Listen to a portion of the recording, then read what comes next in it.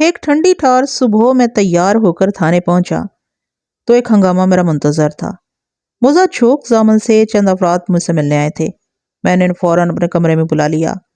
وہ ماہ فروری کے اختتامی ایام تھے، مگر اس سال موسم سرما کے تیور خاصے خوفناک دکھائی دیتے تھے۔ ابھی تک فضا دھند کی لپیٹ میں تھی۔ صبح کے ابتدائی حصے میں حتیٰ کہ دوپہر تک سورج کی صورت دکھائی نہیں دیتی تھی۔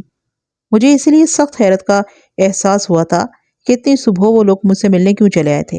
ایک بات تو طے تھی کہ وہ خیریت کی کوئی خبر نہیں لائے ہوں گے۔ تھوڑی دیر کے بعد کانسٹیبل نے مذکورہ افراد کو میرے سامنے حاضر کر دیا۔ وہ کل 3 افراد تھے اور تینوں ہی کے چہروں پر گہری پریشانی نظر آتی تھی۔ میں نے انہیں بیٹھنے کے لیے کہا، پھر سوالیہ نظر سے باری باری ان کی صورتوں کا جائزہ لینے کے بعد استفسار کیا۔ ہاں بھائی، کیا معاملہ ہے؟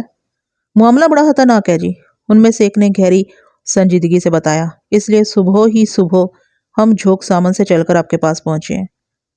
خطرناکی تو تم تینوں کے چہروں ہی سے جھلک رہی ہے، میں نے گھمبیر لہجے میں کہا۔ اب ذرا جلدی سے بتاؤ اس خطرناک معاملے کی تفصیل کیا ہے؟ اللہ دیتا نے نہر میں سے ایک لاش پکڑی ہے، وہ اپنے ایک ساتھی کی جانب اشارہ کرتے ہوئے عجیب سے لہجے میں بولا۔ لاش پکڑی ہے؟ کہ الفاظ اس نے ایسے ادا کیے تھے جیسے کوئی مچھلی پکڑنے کا ذکر کر رہا ہو۔ میں اس شخص کی طرف متوجہ ہو گیا جدھر اشارہ کر کے اس نے لاش پکڑنے کی بات کی تھی۔ اوہو، تو تم ہی اللہ دیتا ہو؟ میں نے اس کی آنکھوں میں دیکھتے ہوئے سوال کیا۔ جی جی ہاں، اس نے مسکین سی صورت بنا کر جواب دیا۔ اللہ دیتا، تم نے لاشیں پکڑنے کا کام کب سے شروع کر دیا؟ میں نے پوچھا۔ اس سے پہلے کہ اللہ دیتا کوئی جواب دیتا، پہلے والا شخص بول اٹھا۔ تھانے دار صاحب، اللہ دیتا ہمارے گاؤں کا بہت مشہور مچھیرا ہے۔ یہ روزانہ صبح نہر پر مچھلیاں پکڑنے جاتا ہے، مگر آج صبح مچھلیوں کے علاوہ ایک انسانی لاش بھی اس کے جال میں پھنس گئی، ایک خوبصورت اور پرکشش عورت کی لاش۔ یہ ایک سنسنی خیز انکشاف تھا۔ میں نے اس زیادہ بولنے والے شخص سے پوچھا، تم کون ہو؟ کیا تمہارا تعلق بھی جھوک زامن ہی سے ہے؟ جی ہاں، اس نے اس بات میں گردن ہلاتے ہوئے بتایا۔ جناب، میرا نام وحید ہے، میں چودھری فرمان علی کا خاص بندہ ہوں اور انہی کے حکم پر اس واقعے کی اطلاع دینے آپ کے پاس آیا ہوں۔ پھر اس نے اللہ دیتا کے ساتھ بیٹھے ہوئے تیسرے شخص کی طرف اشارہ کرتے ہوئے ان الفاظ میں اضافہ کیا، یہ رزاق ہے، یہ بندہ بھی جھوک زامن ہی میں رہتا ہے۔ جب اللہ دیتا نے عورت کی لاش دیکھ کر زور زور سے چلانا شروع کیا تو قریبی کھیت سے سب سے پہلے رزاق ہی دوڑتے ہوئے نہر کے کنارے پہنچا تھا۔ ان تینوں میں فی الحال مچھیرا اللہ دیتا مجھے سب سے زیادہ ہم نظر آیا اور میں نے اسی کو اپنے تیز و تند سوالات کی باڑ پر رکھ لیا۔ ہاں اللہ دیتا، اس عورت کی لاش کب اور کتنے بجے تمہارے جال میں پھنسی؟ تھانے دار صاحب، وہ لجاجت امیز انداز میں بولا، کب اور کتنے بجے کے بارے میں تو میں کچھ نہیں کہہ سکتا۔ میں آج صبح جب نہر پہنچا تو وہ لاش پہلے سے جال میں لگی ہوئی تھی۔ جال میں لگی ہوئی تھی، میں نے پرسوچ انداز میں کہا۔ پھر پوچھا، تو اس کا مطلب ہے تم نے اپنا جال پہلے سے نہر میں ڈال رکھا تھا؟ جی سرکار، اس نے سر کو اس باتی جنبش دی۔ آپ جانتے ہیں کہ سردی کے موسم میں نہروں اور دریاؤں میں پانی بہت کم رہ جاتا ہے، یہی حال ہماری نہر کا بھی ہے۔ نہر کے درمیانی حصے میں پانی بہہ رہا ہے، میں نہر کے پل کے قریب رات کو ہی جال ڈال کر گھر چلا جاتا ہوں، صبح جا کر سمیٹتا ہوں تو اللہ میری روزی روٹی کا بندوبست کر دیتا ہے۔ میں مچھلیوں کو فروخت کر کے اپنے اور اپنے گھر والوں کے لیے ضروریات زندگی کی دوسری چیزیں خرید لیتا ہوں، مگر آج صبح، اس نے لمحاتی توقف کر کے ایک جھچری لی، پھر اپنی بات مکمل کرتے ہوئے بولا، میں نے جب اپنا جال کھینچا تو اس میں مچھلیوں کے علاوہ ایک حسین عورت کی لاش بھی پھنسی ہوئی تھی۔ لاش کو دیکھ کر تو میرے ہاتھوں کے سارے طوطے اڑ گئے اور میں نے بے ساختہ لاش لاش چلانا شروع کر دیا۔ میری پکار پر سب سے پہلے رزاق نہر کے کنارے پہنچا، پھر تھوڑی ہی دیر میں وہاں درجن بھر افراد جمع ہو گئے۔ میں نے لوگوں کے کہنے پر جال کو کھینچ کر اس عورت کی لاش کو نہر کے کنارے تک پہنچا دیا۔ وہ اس وقت بھی جال میں لپٹی ہوئی ادھر ہی پڑی ہے۔ اللہ دیتا خاموش ہوا تو میرے کچھ کہنے سے پہلے ہی چودھری فرمان علی کا خاص بندہ وحید بول اٹھا، تھانے دار صاحب، جلد ہی اس واقعے کی خبر پورے جھوک زامن میں پھیل گئی۔ جب چودھری صاحب کو پتہ چلا تو انہوں نے مجھے آپ کے پاس بھیج دیا تاکہ آپ جھوک زامن آ کر موقع کی کارروائی کر سکیں۔ آپ لوگ جھوک زامن سے کیسے یہاں پہنچے ہو؟ تانگے پر جناب، وحید نے جواب دیا۔ ہمارا تانگا باہر تھانے کی دیوار کے ساتھ کھڑا ہے۔ ٹھیک ہے، آپ تینوں بار برآمدے میں جا کر بیٹھو، میں نے تسلی بھرے لہجے میں کہا۔ میں تھوڑی دیر میں آپ لوگوں کے ساتھ چلتا ہوں۔ وہ تینوں اٹھے اور یکے بعد دیگرے میرے کمرے سے نکل گئے۔ اس کے بعد میں نے کانسٹیبل وسیم سیٹھی کو اپنے کمرے میں بلا لیا اور فی الفور تھانے سے جھوک زامن جانے کی تیاری کا حکم دیا۔ وسیم ایک سمجھدار اور چاق و چوبند پولیس اہلکار تھا اور وہ اکثر معاملات کی تفتیش میں میرے ساتھ رہا کرتا تھا۔ اس کیس کی ردات کو آگے بڑھانے سے پہلے میں اپنے تھانے اور گرد و نواح کے گاؤں دیہات کی جغرافیائی کیفیت کو مختصراً بیان کرنا ضروری سمجھتا ہوں تاکہ دوران مطالعہ آپ کا ذہن کسی الجھن کا شکار نہ ہو۔ میرا تھانہ عثمان آباد نامی ایک قصبے کی حدود میں سڑک کے کنارے واقع تھا۔ عثمان آباد کے اختتام پر وہ نہر بہتی تھی جس میں سے کسی خوبصورت عورت کی لاش برآمد ہوئی تھی۔ یوں سمجھے کہ عثمان آباد نامی وہ قصبہ نہر اور سڑک کے درمیان آباد تھا۔ اسی طرح احمد نگر، جھوک زامن اور جمال کوٹ بھی اسی نہر اور سڑک کے بیچ واقع تھے۔ مذکورہ نہر مشرق سے مغرب کی سمت رواں دواں تھی، جس کی دوسری جانب یعنی شمالی سمت کھیتوں کا وسیع و عریض سلسلہ تحد نگاہ پھیلا ہوا تھا۔ گویا متذکرہ بالا گاؤں دیہات نہر کے جنوب میں واقع تھے، جن کے بعد وہ سڑک تھی جس کے کنارے پر میرا تھانہ تھا۔ یہ تمام گاؤں میرے تھانے کی حدود میں آتے تھے۔ عثمان آباد سے مشرق میں 2 میل کے فاصلے پر احمد نگر تھا، جبکہ مغرب میں 3 میل کے فاصلے پر جھوک زامن، 5 میل کے فاصلے پر جمال کوٹ واقع تھا۔ یعنی جھوک زامن اور جمال کوٹ میں 2 میل کا فاصلہ تھا۔ اسی طرح اگر احمد نگر سے جمال کوٹ کی دوری ناپنا مقصود ہو تو وہ 7 میل بنتی تھی۔ جب میں جائے وقوع پر پہنچا تو دھند چھٹنا شروع ہو گئی تھی۔ کانسٹیبل سیٹھی بھی میرے ساتھ تھا۔ اس وقت لگ بھگ دن کے 11 بجے ہوں گے۔ ہم لوگ تانگے میں سے اترے اور اللہ دیتا مچھیرے کی رہنمائی میں نہر کے اندر اتر گئے۔ نہر کے دونوں کنارے خشک تھے اور پانی گویا نہر کے پیٹ میں رواں دواں تھا، تاہم اس کے بہاؤ میں اچھی خاصی تیزی پائی جاتی تھی۔ اللہ دیتا مجھے اس مقام پر لے آیا جہاں اس کے جال میں ایک عورت کی لاش لپٹی پڑی تھی۔ جائے وقوع پر کم و بیش درجن بھر افراد جمع تھے۔ میں نے سب کو پیچھے ہٹایا اور وقوع سے دور رہنے کا حکم دیا۔ پھر میں مذکورہ لاش کے معائنے میں مصروف ہو گیا۔ میرے حکم پر سب سے پہلے اس عورت کی لاش کو جال سے نکال کر نہر کے کنارے ایک چادر پر ڈال دیا گیا تھا۔ وہ دلکش نقوش کی مالک ایک خوبصورت عورت تھی۔ عمر 30 کے آس پاس رہی ہوگی، پستہ قامت اور جسم بھرا بھرا، رنگت گندمی، مگر اس وقت وہ بدنصیب زندگی کی رعنائی سے بہت دور موت کی آغوش میں سر رکھے دائمی نیند سو رہی تھی۔ متوفی کے بدن پر کوئی خاص نوعیت کا گرم کپڑا نظر نہیں آ رہا تھا، جیسا کہ موسم کی مناسبت سے ہونا چاہیے تھا۔ اس نے فلالین کی پھولدار قمیض زیب تن کر رکھی تھی جس میں پھولوں کا رنگ سرخ تھا۔ شلوار بھی سرخ رنگ کے کاٹن کی تھی۔ دلچسپ بات یہ تھی کہ وہ پاؤں سے ننگی تھی۔ یہاں تو اس کے پاؤں میں کوئی جوتا تھا نہیں، یا پھر نہر میں بہنے کے دوران میں اس کے پاؤں سے جوتا نکل گیا تھا۔ اسی طرح اس کا دوپٹہ بھی کہیں نظر نہیں آ رہا تھا۔ میں اکڑوں بیٹھ کر لاش کا تفصیلی معائنہ کرنے لگا۔ جلد ہی مجھے اندازہ ہو گیا کہ اس بدنصیب کو گلا گھونٹ کر موت کے گھاٹ اتارا گیا تھا۔ متوفی بلکہ مقتولہ کی گردن پر مجھے ایسے آثار ملے تھے جن سے ظاہر ہوتا تھا کہ 2 مضبوط ہاتھوں نے کافی دیر تک اس کی گردن کو انگلیوں کے شکنجے میں جکڑے رکھا ہوگا، اور سانس کی آمد و رفت منقطع ہونے کے باعث اس کی زندگی کا چراغ گل ہو گیا تھا۔ مقتولہ کے بازوؤں کے جائزے سے پتہ چلا کہ اس نے زندگی اور موت کی کشمکش کے دوران میں حتی الامکان مزاحمت بھی کی تھی، جس کے نتیجے میں اس کی چوڑیاں ٹوٹنے سے کلائیاں زخمی ہو گئی تھیں۔ لاش کے معائنے سے فارغ ہونے کے بعد میں نے موقع پر موجود لوگوں سے متعدد سوالات کیے، لیکن کہیں سے بھی تسلی بخش جواب نہیں آیا۔ ان میں سے کوئی بھی اس مردہ عورت کو نہیں جانتا تھا، بلکہ ان کا متفقہ فتویٰ یہی تھا کہ وہ عورت جھوک زامن کی رہنے والی نہیں تھی۔ گویا اس کی شناخت کا معاملہ ایک معمہ بن کر رہ گیا تھا۔ میں نے ایک اور چادر منگوا کر لاش کے اوپر ڈلوا دی اور مچھیرے اللہ دیتا سے پوچھ گچھ کرنے لگا، لیکن اس سے کوئی نئی بات معلوم نہ ہو سکی۔ وہ جو جانتا تھا مجھے پہلے ہی بتا چکا تھا۔ مجھے یہ اندازہ قائم کرنے میں کوئی مشکل پیش نہ آئی کہ اللہ دیتا دروغگوئی سے کام نہیں لے رہا تھا۔ جھوک زامن اور جمال کوٹ کے درمیان نہر پر ایک پل بنا ہوا تھا جو جھوک زامن کے بہت قریب تھا۔ اسی پل کے نیچے اللہ دیتا نے اپنا جال نہر کے پانی میں ڈال رکھا تھا۔ جیسا کہ میں نے پہلے بتایا کہ مذکورہ نہر کا بہاؤ مشرق سے مغرب کی سمت میں تھا، اور حالات و واقعات کے مطابق اس نامعلوم عورت کی لاش اسی نہر کے پانی میں بہہ کر اللہ دیتا کے جال تک پہنچی تھی، لہٰذا اس بات کے امکانات صفر تھے کہ وہ بدنصیب عورت جمال کوٹ سے بہہ کر جھوک زامن پہنچی ہوگی۔ جھوک زامن کی مشرقی سمت 3 میل کے فاصلے پر عثمان آباد واقع تھا، جہاں میرا تھانہ بھی تھا۔ عثمان آباد کے مشرق میں 2 میل کی دوری پر احمد نگر نامی گاؤں تھا۔ امکان اس بات کا تھا کہ وہ عورت یا تو عثمان آباد سے تعلق رکھتی تھی یا پھر احمد نگر سے۔ میں اس علاقے کا تھانے دار ضرور تھا، مگر ظاہر ہے ان گاؤں دیہات میں بسنے والے ایک شخص کا صورت آشنا نہیں تھا، خصوصاً عورتوں کے حوالے سے تو یہ اور بھی ناممکن تھا۔ سچی بات یہ ہے کہ میں نے اس نامعلوم مقتولہ عورت کو اس سے پہلے کبھی اور کہیں نہیں دیکھا تھا۔ جائے وقوع کی ضروری کارروائی اور وہاں موجود لوگوں کے بیانات سے میں اس نتیجے پر پہنچا تھا کہ مقتولہ جھوک زامن کی رہنے والی نہیں تھی، اور یہ کہ ان میں سے کوئی بھی اس کی موت کے حوالے سے کچھ نہیں جانتا تھا۔ میں جس تانگے پر سوار ہو کر تھانے سے جائے وقوع تک پہنچا تھا، اس عورت کی لاش کو اسی تانگے کے اگلے حصے میں سیٹ کے سامنے پاؤں رکھنے والی خالی جگہ پر رکھوا دیا۔ اور خود تانگے کے عقبی حصے میں سوار ہونے کا ارادہ کر ہی رہا تھا کہ پتہ چلا چودھری فرمان علی گھوڑے پر سوار وہاں پہنچ گیا ہے۔ مجھے مجبوراً تھوڑی دیر کے لیے رکنا پڑا۔ چودھری فرمان علی ایک ادھیڑ عمر اور عمدہ شخصیت کا مالک تھا۔ اس کا باپ چودھری قربان علی اور دادا چودھری زامن بڑے روب دار اور جاہ و جلال والے چودھری گزرے تھے۔ جھوک زامن چودھری فرمان علی کے دادا کے نام پر تھا۔ چودھری فرمان علی اپنے 2 حواریوں کے ہمراہ موقع پر پہنچا اور گھوڑے سے اترنے کے بعد سیدھا میری طرف آیا۔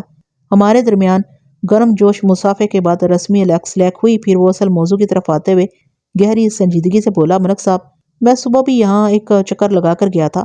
جب مجھے پتا چلا تھا کہ نہر میں سے کسی عورت کی لاش برآمد ہوئی ہے تو میں پہلی فرصت میں یہاں پہنچ گیا تھا اور میں نے ہی وحید کو اس واقعے کی اطلاع دینے آپ کے پاس بھیجا تھا۔ جی ہاں، آپ کے بندے نے مجھے اس بارے میں بتایا تھا۔ پھر پوچھا، چودھری صاحب، یہ تو طے ہو گیا ہے کہ یہ بدنصیب عورت آپ کے گاؤں سے تعلق نہیں رکھتی۔ آپ اس بارے میں اور اس کی ناگہانی موت کے بارے میں کیا کہیں گے؟ چند لمحات سوچنے کے بعد اس نے جواب دیا، ملک صاحب، یہ بات درست ہے کہ یہ عورت جھوک زامن کی رہنے والی نہیں اور یہاں کا کوئی بندہ اسے جانتا بھی نہیں۔ یہ بھیانک حقیقت ہے کہ یہ نہر کے پانی میں بہتے ہوئے اللہ دیتا کے جال تک پہنچی ہے۔ میں سمجھتا ہوں کہ یہ پیچھے کے کسی گاؤں سے تعلق رکھتی ہے، جیسے کہ عثمان آباد یا احمد نگر، یا اس سے بھی پیچھے واقع کسی اور گاؤں سے۔ اگر آپ نہر کے بہاؤ کو ذہن میں رکھتے ہوئے اپنی تفتیش کو آگے بڑھائیں گے تو بہت جلد کسی حتمی نتیجے تک پہنچ جائیں گے۔ اور جہاں تک اس کی موت کا تعلق ہے، میرے خیال میں اس عورت نے اپنے گھریلو حالات سے تنگ آ کر نہر میں کود کر خودکشی کی ہے۔ میں آپ کی بات سے بالکل اتفاق نہیں کروں گا چودھری صاحب، میں نے ایک لفظ پر زور دیتے ہوئے ہاتھ سے مضبوط لہجے میں کہا۔ کیا مطلب تھانے دار صاحب؟ وہ الجھن زدہ نظروں سے مجھے دیکھتے ہوئے بولا، ملک صاحب، میں آپ کی بات بالکل سمجھ نہیں سکا۔ چودھری صاحب، میں نے انکشاف انگیز لہجے میں کہا، یہ خودکشی والا معاملہ نہیں ہے۔ پھر اس کی حیرت دوچند ہو گئی۔ مجھے اس بات کا یقین ہے کہ اس عورت کو قتل کرنے کے بعد نہر میں پھینکا گیا ہے۔ آپ اتنی بڑی بات کس بنا پر کہہ رہے ہیں؟ اس کی حیرت اور الجھن تشویش میں بدل گئی۔ اس بنا پر کہ، میں نے سرسراتے ہوئے لہجے میں جواب دیا، میں نے بڑی توجہ کے ساتھ اس بدنصیب عورت کی گردن کا معائنہ کیا ہے۔ وہاں پر گلا گھونٹنے کے بڑے واضح آثار موجود ہیں۔ پوسٹ مارٹم رپورٹ رہی صحیح کسر نکال دے گی۔ اوہو، میں نے صبح اتنی باریک بینی سے لاش کا جائزہ نہیں لیا تھا۔ آپ ادھر آئیں، میں نے اسے اشارہ کیا اور تانگے کے اگلے حصے کی جانب بڑھتے ہوئے کہا، میں دکھاتا ہوں آپ کو۔ اگلے 2-3 منٹ میں نے چادر اٹھا کر چودھری فرمان علی کو نامعلوم لاش کی گردن کا دیدار کرایا۔ وہ بڑی گہری نظر سے گردن کا معائنہ کرنے کے بعد تشویش بھرے انداز میں بولا، آپ کا اندازہ بالکل درست ہے ملک صاحب، مگر سوال یہ پیدا ہوتا ہے کہ اس بدقسمت کو کس ظالم نے گلا دبا کر موت کے گھاٹ اتارا ہوگا۔ اس ظالم کی تلاش کا سوال تو بعد میں پیدا ہوگا چودھری صاحب، میں نے ٹھوس انداز میں کہا۔ میرے نزدیک سب سے پہلا کام تو مقتولہ کی شناخت کا ہے۔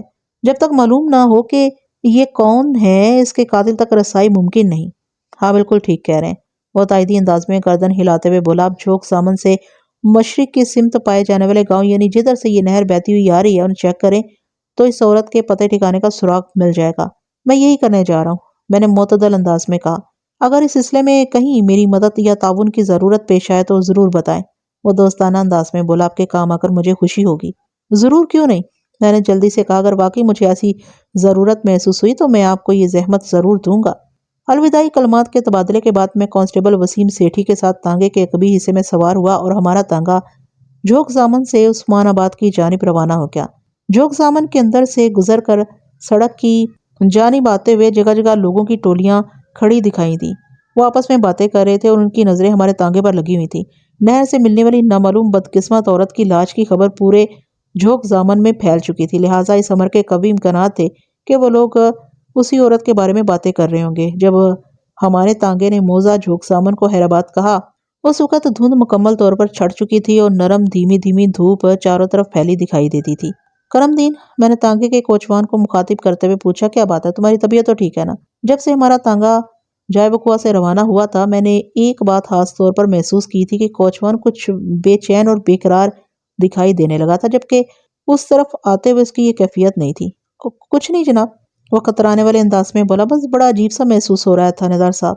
کوچوان تانگے کے بانس پر بیٹھا ہوا تھا۔ جب تانگا سواریوں سے کھچا کھچ بھرا ہوا ہو تو کوچوان بانس پر ہی بیٹھا کرتا ہے، مگر اس وقت ہمارے ساتھ ایسی صورتحال نہیں تھی۔ میں اور سیٹھی تانگے کی عقبی نشست پر بیٹھے ہوئے تھے۔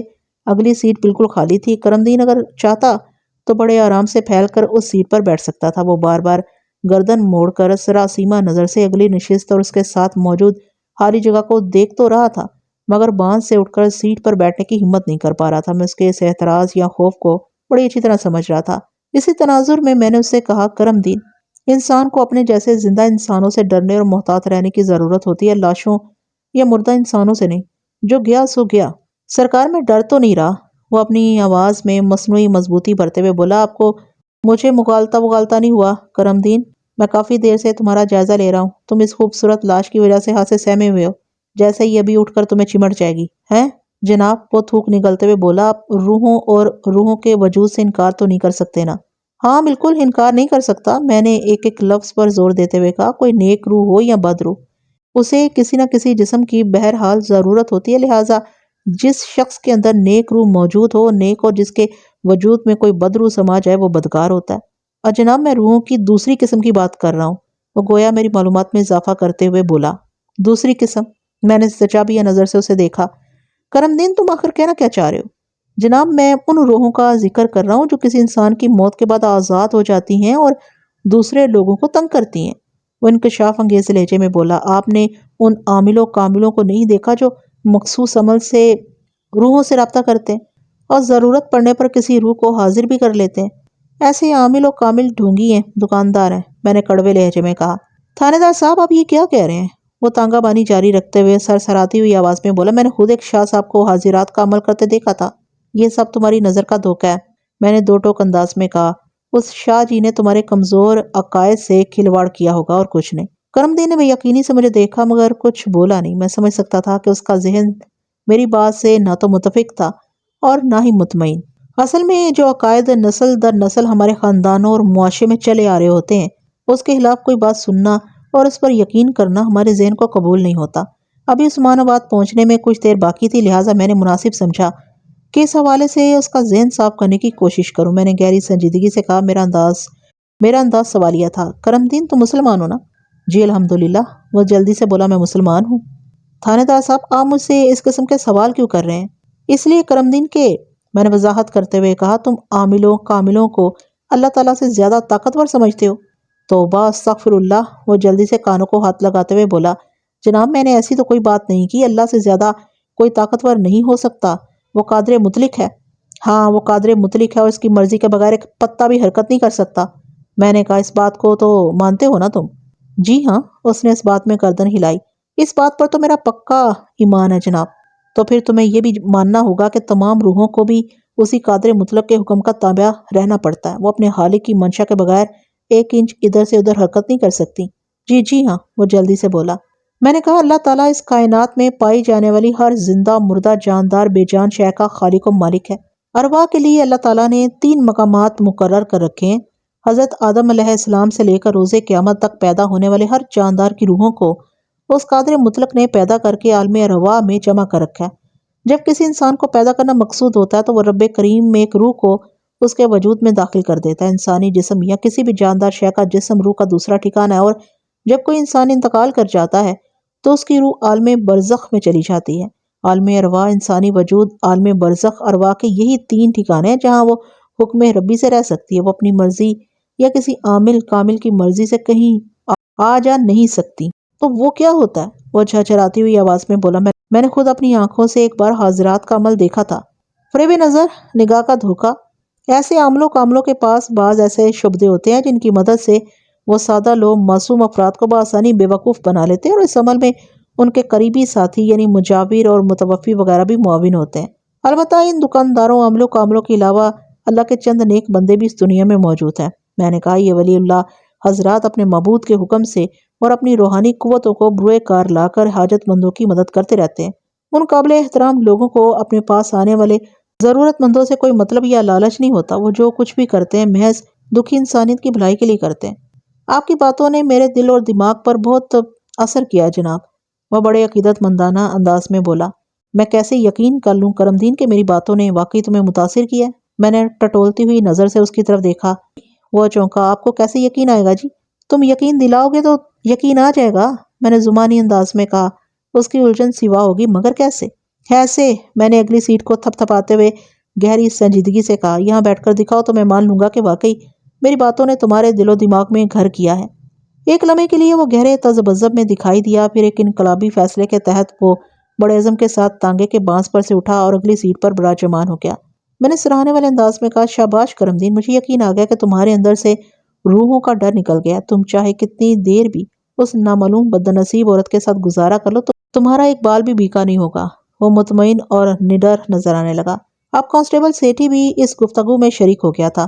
وسیم سیٹھی کا تعلق موضع عثمان آباد ہی سے تھا اور جائے وقوع پر میں نے نامعلوم مقتولہ عورت کے بارے میں ان سے بھی پوچھا تھا. سیٹھی کے مطابق وہ عورت عثمان آباد کی رہنے والی نہیں تھی. یہی سوال میں نے کوچوان سے بھی کیا، مگر قدرے مختلف انداز میں. کرم دین، اس لاش کی وجہ سے اب تمہیں خوف تو محسوس نہیں ہو رہا؟ نہیں جی، وہ ہاتھ سے مضبوط لہجے میں بولا. بالکل نہیں، مجھے تو یوں لگ رہا ہے جیسے یہ کسی سواری کا سامان ہو. شاباش، میں نے ستائشی لہجے میں کہا. کسی بھی انسان کی لاش سامان کی ایک گٹھری کے مانند ہی ہوتی ہے، جیسے میت کی صورت ڈھو کر قبر تک پہنچایا اور پھر مٹی میں دبا دیا جاتا ہے. جی آپ ٹھیک کہہ رہے ہیں، وہ عام سے لہجے میں بولا. تم بھی تو عثمان آباد ہی کے رہنے والے ہو نا کرم دین؟ جی سرکار، وہ کراری آواز میں بولا. 3 پیڑھیوں سے میرا خاندان ادھر ہی ہے. تمہارا کیا خیال ہے؟ میں نے پوچھا. کیا یہ بدنصیب عورت بھی عثمان آباد ہی کی وسنیک ہے؟ نہیں تھانے دار صاحب، وہ بڑے وثوق سے بولا. میں دعوے سے کہہ سکتا ہوں کہ اس عورت کا تعلق ہمارے گاؤں عثمان آباد سے نہیں ہے. تم تو ہر جگہ کی سواریاں اٹھاتے ہو. میں نے کہا، کبھی یہ عورت تمہارے تانگے میں بیٹھی ہو؟ اس نے بڑے اعتماد کے ساتھ نفی میں گردن ہلا دی. تھانے پہنچ کر میں نے سب سے پہلے نامعلوم مقتولہ عورت کی لاش کی شناخت کے لیے عملی کوششیں شروع کی. میں نے ایک پولیس اہلکار کو بھیج کر گاؤں کے چند معتبر افراد کو تھانے بلا لیا. یہ تمام وہ لوگ تھے جو سالہ سال سے عثمان آباد کے باسی تھے اور وہاں کے بچے کو اچھی طرح جانتے اور پہچانتے تھے. اگر مقتولہ عورت کا تعلق اسی گاؤں سے ہوتا تو وہ یقیناً اس کی شناخت کر لیتے. ویسے تو میں وسیم سیٹھی اور کوچوان کرم دین کے بیانات سے پوری طرح مطمئن تھا، لیکن فرض اور قانون کے تقاضے نبھانا بھی بہت ضروری تھے. آئندہ 1 گھنٹے کے اندر یہ مرحلہ بھی گزر گیا جس کا نتیجہ میری توقع کے عین مطابق برآمد ہوا تھا. یعنی اس بدنصیب عورت کا عثمان آباد سے کوئی تعلق واسطہ نہیں تھا. اس شناخت پریڈ سے مجھے ایک بڑی کامیابی حاصل ہوئی. یہ تو طے ہو گیا کہ وہ عورت عثمان آباد کی رہنے والی نہیں تھی. اس کے ساتھ ہی فرید احمد نامی ایک شخص نے بڑا سنسنی خیز انکشاف بھی کیا تھا جو میری تفتیش کی گاڑی کو آگے بڑھانے کے لیے پیٹرول کے ذخیرے سے کم نہیں تھا. فرید احمد کی عمر 20 اور 25 کے درمیان رہی ہوگی. وہ عثمان آباد ہی کا باسی تھا. جب اس نے مقتولہ کی لاش کا جائزہ لیا تو وہ چونک اٹھا. اس کے چہرے اور آنکھوں میں شناسائی کی چمک پیدا ہوئی. میں چونکہ ان لمحات میں فرید کے تاثرات کو بغور دیکھ رہا تھا، لہٰذا میں نے سرسراتے ہوئے لہجے میں سوال کیا، کیا ہوا فرید؟ تم اس طرح کیوں چونکے ہو؟ کیا تم اس عورت کو جانتے ہو؟ میرے پے در پہ سوالات کے جواب میں اس نے کہا، جی مجھے ایسا لگتا ہے جیسے میں نے اس عورت کو کہیں دیکھا ہے. کیا عثمان آباد میں؟ میں نے تیز لہجے میں صرف سار کیا. عثمان آباد سے باہر؟ باہر کہاں؟ مجھے یاد آ گیا. وہ اپنی پیشانی کو مسلتے ہوئے بولا، یہ احمد نگر کی رہنے والی ہے. احمد نگر عثمان آباد کی مشرقی سمت 2 میل کے فاصلے پر واقع تھا اور نہر بھی اسی طرف سے آ رہی تھی. یعنی نہر کے پانی کا بہاؤ مشرق سے مغرب کی جانب تھا. یہ ممکن نظر آتا تھا کہ وہ احمد نگر سے پانی کے ساتھ بہہ کر جھوک زامر پہنچی ہو اور پھر اللہ دیتا مچھیرے کے جال میں پھنس گئی ہو. میں نے شناخت کرنے والے نوجوان کی آنکھوں میں دیکھتے ہوئے پوچھا، کیا تمہیں یقین ہے کہ اس عورت کا تعلق احمد نگر ہی سے ہے؟ کیا تم نے اسے وہاں دیکھا ہے؟ جی ہاں، مجھے پکا یقین ہے. وہ اس بات میں گردن ہلاتے ہوئے بولا، میں نے اسے احمد نگر ہی میں دیکھا ہے. پھر تو تم اس کے نام اور پتے سے بھی واقف ہوگے. میں نے سوالات کے سلسلے کو آگے بڑھاتے ہوئے کہا، میرا مطلب ہے تمہیں معلوم ہوگا یہ احمد نگر میں کس گھر میں رہتی تھی. اس کے نام کے بارے میں تو میں کچھ نہیں جانتا تھانے دار صاحب، وہ لاش کی جانب اشارہ کرتے ہوئے بولا. البتہ یہ پتا ہے کہ یہ عورت آپا سگرا کے پڑوس میں رہتی ہے. اور میرا مطلب ہے رہتی تھی. آپا سگرا؟ میں نے سوالیہ نظر سے فرید کو دیکھا. یہ کون ہے؟ آپا سگرا میری بڑی بہن ہے جناب، وہ وضاحت کرتے ہوئے بولا. اس کی شادی ادھر احمد نگر میں ہوئی ہے اور وہ احمد نگر ہی میں اپنے بچوں اور شوہر کے ساتھ رہتی ہے. میں کبھی کبھی آپا سگرا سے ملنے چلا جاتا ہوں. تو تم نے اس بدنصیب عورت کو اپنی سگرا آپا کے پڑوس میں دیکھا تھا؟ میں نے تصدیق طلب انداز میں پوچھا. اور تمہیں یقین ہے کہ وہیں رہتی تھی؟ جی بالکل، وہ قطعیت سے بولا. اس کا گھر والا لکڑی کا کام کرتا ہے، شاید اس کا نام یعقوب ترخان ہے. ٹھیک ہے، میں نے فیصلہ کن انداز میں کہا. فرید تم ابھی اور اسی وقت ایک اہلکار کے ساتھ احمد نگر روانہ ہو جاؤ اور فوراً سے بیشتر یعقوب ترخان کو لے کر واپس آ جاؤ. جو حکم جناب کا، وہ فرما برداری سے بولا. اگلے 15 منٹ میں میں نے کانسٹیبل آصف علی کو فرید نگر کی سنگت میں ایک تانگے پر سوار کرا کے احمد نگر کی جانب روانہ کر دیا اور خود اپنے کمرے میں آ گیا. تھوڑی دیر میں حوالدار رستم خان بھی میرے پاس آ گیا اور ہمارے درمیان اسی نامعلوم مقتولہ عورت کے حوالے سے گفتگو ہونے لگی. میرے نزدیک مقتول کی شناخت ایک بہت بڑی کامیابی ہے ملک صاحب، رستم خان نے گہری سنجیدگی سے کہا. تم ٹھیک کہتے ہو رستم خان، میں نے تائیدی انداز میں گردن ہلائی، مگر میں سمجھتا ہوں یہ شناخت ابھی ادھوری ہے. ادھوری شناخت، وہ الجھن زدہ انداز میں مجھے تکنے لگا۔ میں سمجھا نہیں ملک صاحب۔ جب فرید احمد نے تصدیق کی ہے کہ یہ عورت اس کی سغرا آپا کی پڑوسن ہے تو پھر کسی شک و شبہ کی گنجائش کہاں رہ جاتی ہے؟ شک و شبہ کی گنجائش تو ہر جگہ موجود رہتی ہے رستم خان، میں نے سوچ میں ڈوبے ہوئے لہجے میں کہا۔ آنکھ بڑی عجیب شے ہے، یہ اکثر دھوکہ بھی کھا جاتی ہے۔ ہو سکتا ہے فرید جس عورت کا ذکر کر رہا ہے اس کی شکل اس مقتولہ عورت سے ملتی جلتی ہو۔ یہ ناممکن تو نہیں ہے، فرید کو مغالطہ بھی تو ہو سکتا ہے۔ جب تک یعقوب ترکھان یہاں آ کر اس بات کی تصدیق نہ کر دے کہ یہ عورت اس کی بیوی ہے، میں یقین نہیں کر سکتا۔ یہ تو آپ ٹھیک کہہ رہے ہیں ملک صاحب، وہ تائیدی انداز میں گردن ہلاتے ہوئے بولا۔ اس کی اصل شناخت تو اس کا گھر والا ہی کر سکتا ہے، اور میں سمجھتا ہوں زیادہ سے زیادہ 2 گھنٹے کے بعد یعقوب ترکھان یہاں آپ کے سامنے ہوگا۔ ادھر حوالدار رستم خان کی بات ختم ہوئی، ادھر کانسٹیبل آصف علی میرے کمرے میں داخل ہوا۔ میں نے 15-20 منٹ پہلے آصف کو فرید کی معیت میں احمد نگر روانہ کیا تھا۔ غیر متوقع طور پر اتنی جلدی اس کی واپسی نے مجھے چونکا دیا، اور میں نے سر سراتی ہوئی آواز میں استفسار کیا، تم احمد نگر نہیں گئے؟ جناب، احمد نگر پہنچنے کی نوبت ہی نہیں آئی، اس نے بڑے اطمینان سے جواب دیا۔ میری الجھن سوا ہو گئی۔ کیوں نوبت نہیں آئی؟ میں نے قدرے جرحانہ انداز میں پوچھا۔ کیا راستے میں سیل آب آیا ہوا تھا؟ اور نہیں ملک صاحب، ایسی کوئی بات نہیں۔ آپ نے مجھے جس کام سے احمد نگر بھیجا تھا وہ تھانے سے نکلتے ہی ہو گیا، اس لیے میں فوراً واپس آ گیا ہوں۔ میں نے ٹٹولنے والی نظر سے کانسٹیبل کو دیکھا اور چپتے ہوئے لہجے میں کہا، آصف علی، میں نے تو تمہیں احمد نگر اس مقصد سے روانہ کیا تھا کہ تم یعقوب ترکھان کو اپنے ساتھ لے کر آؤ گے۔ جی ہاں، اس نے سر کو اسباتی جنبش دی۔ میں یعقوب ترکھان کو لے کر ہی آیا ہوں، وہ باہر برآمدے میں بیٹھا ہے۔ لیکن صرف 15-20 منٹ میں تم احمد نگر جا کر واپس کیسے آ سکتے ہو؟ میری حیرت ابھی رفع نہیں ہوئی تھی۔ جناب، دراصل یعقوب ترکھان ہمیں راستے ہی میں مل گیا تھا، وہ وضاحت کرتے ہوئے بولا۔ ہم نے تھانے سے نکل کر بمشکل 100 گز کا فاصلہ طے کیا ہوگا کہ سامنے سے ایک تانگا آتا دکھائی دیا۔ قریب پہنچنے پر فرید احمد نے مجھے بتایا کہ اس تانگے میں یعقوب ترکھان سوار ہے۔ میں نے مذکورہ تانگے کو رکوا کر یعقوب ترکھان سے پوچھا کہ وہ کہاں جا رہا ہے۔ اس نے بتایا کہ اس کی بیوی عائشہ کہیں گم ہو گئی ہے، اور وہ اپنی بیوی کی گمشدگی کی رپورٹ درج کرانے تھانے جا رہا ہے۔ بس اتنی سی بات ہے جناب۔ میں نے ایک اطمینان بخش گہری سانس خارج کی اور پھر کہا، چلو ٹھیک ہے، یعقوب ترکھان کو اس نامعلوم مقتولہ عورت کی لاش دکھاؤ، میں بھی آ رہا ہوں۔ وہ مجھے سیلیوٹ کر کے کمرے سے نکل گیا۔ میں اٹھ کر کھڑا ہو گیا۔ میری تقلید میں حوالدار رستم خان نے بھی کرسی چھوڑ دی اور بولا، ملک صاحب، اب یہ بدنصیب عورت نامعلوم تو نہیں رہی؟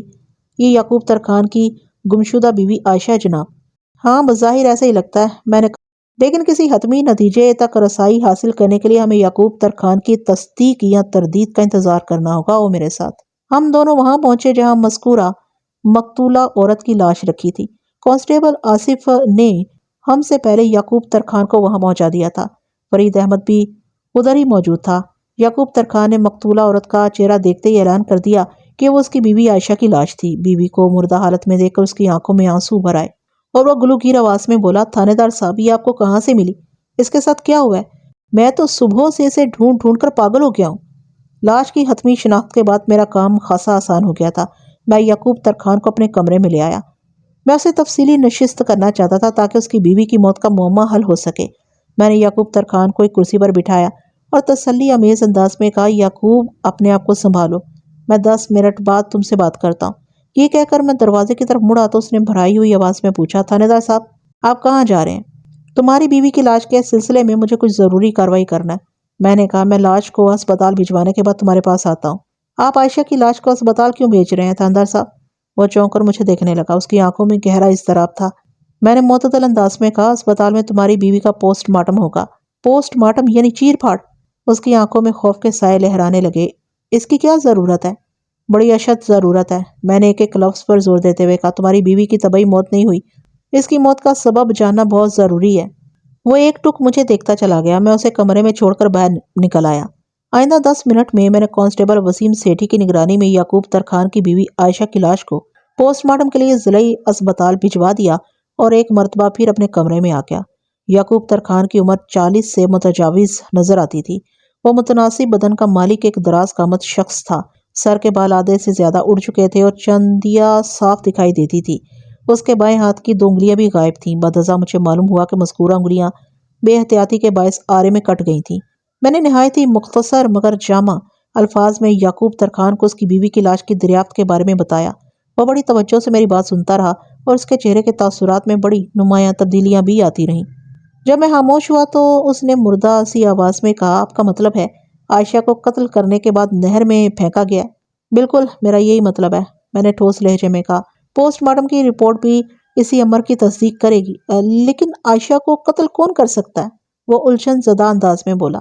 یہ تو تم مجھے بتاؤ گے، میں نے اس کی آنکھوں میں دیکھتے ہوئے کہا۔ تم عائشہ کے شوہر ہو، تم سے زیادہ یہ بات اور کون جان سکتا ہے؟ جناب، میں عائشہ کی موت کے بارے میں کچھ نہیں جانتا۔ وہ بے بسی سے گردن کو نفی میں حرکت دیتے ہوئے بولا۔ وہ رات کو ٹھیک ٹھاک سوئی تھی، صبح دیکھا تو وہ اپنے بستر پر موجود نہیں تھی، بس میں اسی وقت سے عائشہ کی تلاش میں لگ گیا۔ میں نے پورا احمد نگر چھان مارا لیکن وہ مجھے کہیں نہیں ملی۔ تھک ہار کر میں اس کی گمشدگی کی رپورٹ درج کرانے تھانے آ رہا تھا تو یہاں کر پتہ چلا۔ اس کی آواز رند گئی اور وہ خاموش ہو گیا۔ یعقوب، اس بات میں تو کسی شک و شبہ کی گنجائش نہیں کہ تمہاری بیوی کو گلا گھونٹ کر موت کے گھاٹ اتارا گیا، میں نے گمبھیر انداز میں کہا۔ اس کی ٹوٹی ہوئی چوڑیاں اور زخمی کلائیاں اس بات کا کھلا ثبوت ہیں کہ اس نے اپنی جان بچانے کے لیے خاصی جدوجہد کی ہوگی، لیکن قاتل نے اس کا بس نہیں چلنے دیا اور اس وقت تک عائشہ کی گردن کو اپنے ہاتھوں کی مضبوط انگلیوں میں جکڑے رکھا جب تک اس کی زندگی کا چراغ گل نہیں ہو گیا۔ اسے موت کی نیند سلانے کے بعد ہی قاتل نے اس کی لاش کو نہر میں پھینکا ہوگا، جہاں سے وہ پانی کے ساتھ ساتھ بہتے ہوئے جوگ سامر پہنچ گئی۔ اگر جوگ سامن کے مچھیرے اللہ دیتا نے نہر میں جال نہ ڈال رکھا ہوتا تو عائشہ کی لاش پانی کے ساتھ ساتھ بہتے ہوئے پتہ نہیں کہاں سے کہاں نکل جاتی۔ میری کچھ سمجھ میں نہیں آ رہا تھانے دار صاحب، وہ دونوں ہاتھوں سے اپنے سر کو تھامتے ہوئے بولا۔ عائشہ کا کوئی دشمن بھی نہیں، پھر کون اسے قتل کر کے نہر میں پھینک سکتا ہے؟ جب ایسے حالات میں کوئی عورت قتل ہو جاتی ہے تو پہلا شک اس کے شوہر کی طرف جاتا ہے، میں نے یعقوب ترخان کے چہرے پر نگاہ جماتے ہوئے کہا۔ لہٰذا تم سچ سچ بتا دو کہ تم نے اپنی بیوی کے ساتھ کیا کیا ہے؟ میرے سنگین استفسار نے اسے گڑ گڑانے پر مجبور کر دیا۔ تھانے دار صاحب، آپ مجھ سے بڑی سے بڑی قسم لے لیں، میں عائشہ کی موت کے بارے میں کچھ نہیں جانتا۔ تم دونوں کے بیچ زواجی زندگی کیسی چل رہی تھی؟ ٹھیک تھی جناب، اس نے جواب دیا، جیسے دوسرے میاں بیوی کی ہوتی ہے۔ پولیس ڈپارٹمنٹ میں طویل عرصہ کام کرتے ہوئے بھانت بھانت کے لوگوں سے میرا واسطہ پڑتا رہتا تھا، جس میں زیادہ تعداد جرائم پیشہ افراد کی ہوتی تھی۔ میں ان لوگوں کی مخصوص نفسیات اور چہرے کے اتار چڑھاؤ سے بخوبی آگاہ تھا، اور اللہ کے فضل و کرم سے میں پہلی نگاہ ہی میں اندازہ لگا لیتا تھا کہ سامنے کس مزاج کا مجرم کھڑا ہے۔ یعقوب ترخان کے حوالے سے میری ابتدائی رائے یہی تھی کہ وہ اپنی بیوی کی موت کا ذمہ دار نہیں ہے اور اس نے عائشہ کو قتل نہیں کیا ہوگا، لیکن یہ بھی طے ہے کہ 1-2% مجرم بڑے عیار اور کھوچل ہوتے ہیں، ان کے بارے میں قائم کیے گئے اندازے بعد میں غلط ثابت ہو جاتے ہیں۔ لہٰذا یعقوب ترخان کو بھی مختلف زاویوں سے گھسنا ضروری تھا، جیسا کہ وہ لکڑی کو رندے سے چھیل کر ہموار کیا کرتا تھا۔ میاں بیوی کی زندگی چاہے کتنی بھی ٹھیک ٹھاک چل رہی ہو، لیکن ان کے بیچ گاہے بگاہے تو تکار اور لڑائی جھگڑا بھی ہوتا ہے، میں نے اسے تیز نظر سے گھورتے ہوئے کہا۔ کیا تم دونوں بھی آپس میں دنگا فساد کیا کرتے تھے؟ کوئی بڑا دنگا فساد تو نہیں تھانے دار صاحب، وہ سادہ سے لہجے میں بولا۔ ہاں، کبھی منہ ماری ہو جاتی تھی۔ عموماً یہ منہ ماری کس بات پر ہوا کرتی تھی؟ یعقوب ترخان نے جواب دیا۔ ہمارے درمیان جب بھی لڑائی ہوئی تو وہ یوسف ہی کا کوئی معاملہ تھا۔ یوسف کون؟ میں نے پوچھا۔ یوسف میرا بیٹا ہے جی، اس نے بتایا، 8 سال کا ہو گیا، مگر نہ تو اس کا پڑھنے میں دل لگتا ہے اور نہ ہی کام میں میرا ہاتھ بٹانے سے اسے کوئی دلچسپی ہے۔ میں سمجھتا ہوں ماں کے لاڈ پیار نے اسے بگاڑ کر رکھ دیا ہے۔ وہ لمحے بھر کو رکا، پھر اپنی بات کو مکمل کرتے ہوئے بولا۔ بس جی، اسی بات پر عائشہ سے میری نوک جھوک ہو جاتی تھی۔ اکثر باپوں کی زبان سے یہ شکایت سنی ہے کہ ماؤں نے بے جا لاڈ سے بچوں کو بگاڑ دیا۔ اس موضوع پر اگر ماؤں سے بات کی جائے تو ادھر سے بھی باپوں کے خلاف شکوہ شکایت کا ایک دفتر کھل جاتا ہے۔ یعقوب ترخان کی اس بات سے تو مجھے اتفاق تھا کہ 8 سالہ یوسف کو اپنی تعلیم کی جانب توجہ دینی چاہیے تھی، مگر اس کی یہ خواہش جائز نہیں تھی کہ معصوم یوسف کو اس کے کام میں بھرپور ہاتھ بٹانا چاہیے۔ بہرحال اس وقت معاملہ تعلیم اور کام سے بھی زیادہ ہم یعنی یوسف کی ماں عائشہ کی ناگہانی موت کا تھا، لہٰذا میں یعقوب ترخان کی جانب متوجہ ہو گیا۔ کیا گزشتہ رات بھی عائشہ سے تمہاری نوک چوک ہوئی تھی؟ جی نہیں، اس نے نفی میں گردن ہلا دی۔ یوسف کے علاوہ تمہارے اور کتنے بچے ہیں؟ کوئی نہیں جناب، اس نے جواب دیا، ہماری بات سے یہی ایک ہی اولاد ہے۔ تم نے بتایا ہے کہ پچھلی رات عائشہ ٹھیک ٹھاک اپنے بستر پر سوئی تھی، میں نے سوالات کے سلسلے کو دراز کرتے ہوئے کہا، اور اس سے پہلے تمہارا اسے لڑائی جھگڑا بھی نہیں ہوا تھا؟ جی ہاں، یہی حقیقت ہے، وہ بڑے اعتماد سے بولا۔ کیا رات میں کسی وقت تمہاری آنکھ کھلی تھی؟ میں نے پوچھا۔ نہیں جناب، میں دن بھر کا تھکا ہوا تھا، اس نے بتایا۔ رات کا کھانا کھانے کے بعد ایسی گہری نیند سویا کہ پھر آج صبح ہی میری آنکھ کھلی تھی، اور جب آنکھ کھلی تو عائشہ اپنے بستر پر موجود نہیں تھی۔ جی ہاں۔ عائشہ کو بستر سے غائب پا کر تمہارے ذہن میں پہلا خیال کیا آیا تھا؟ اور میں یہی سمجھا تھا کہ وہ اٹھ گئی ہے اور گھر کے اندر ہی کہیں موجود ہوگی، اس نے جواب دیا۔ لیکن جب وہ مجھے گھر کے کسی حصے میں دکھائی نہ دی تو مجھے تشویش ہوئی اور میں نے اسے گھر سے باہر گاؤں میں تلاش کرنا شروع کر دیا۔ میں نے ایک نہایت اہم سوال کیا، کیا تم نے گھر کے بیرونی دروازے کو چیک کیا تھا؟ کیا مطلب جی؟ وہ الجھن زدہ انداز میں مجھے تکنے لگا۔ میں نے وضاحت کرتے ہوئے کہا، میرا مطلب ہے گھر کا بیرونی دروازہ بند تھا یا کھلا ہوا؟ دروازہ کھلا ہوا تھا جناب، اس نے بتایا، یعنی اس کے دونوں پٹ تو بند تھے مگر کنڈی لگی ہوئی نہیں تھی۔ کیا رات تم نے یا سے بیرونی دروازے کی کنڈی لگائی تھی؟ جی ہاں، یہ کام سونے سے پہلے میں یاد سے کرتا ہوں۔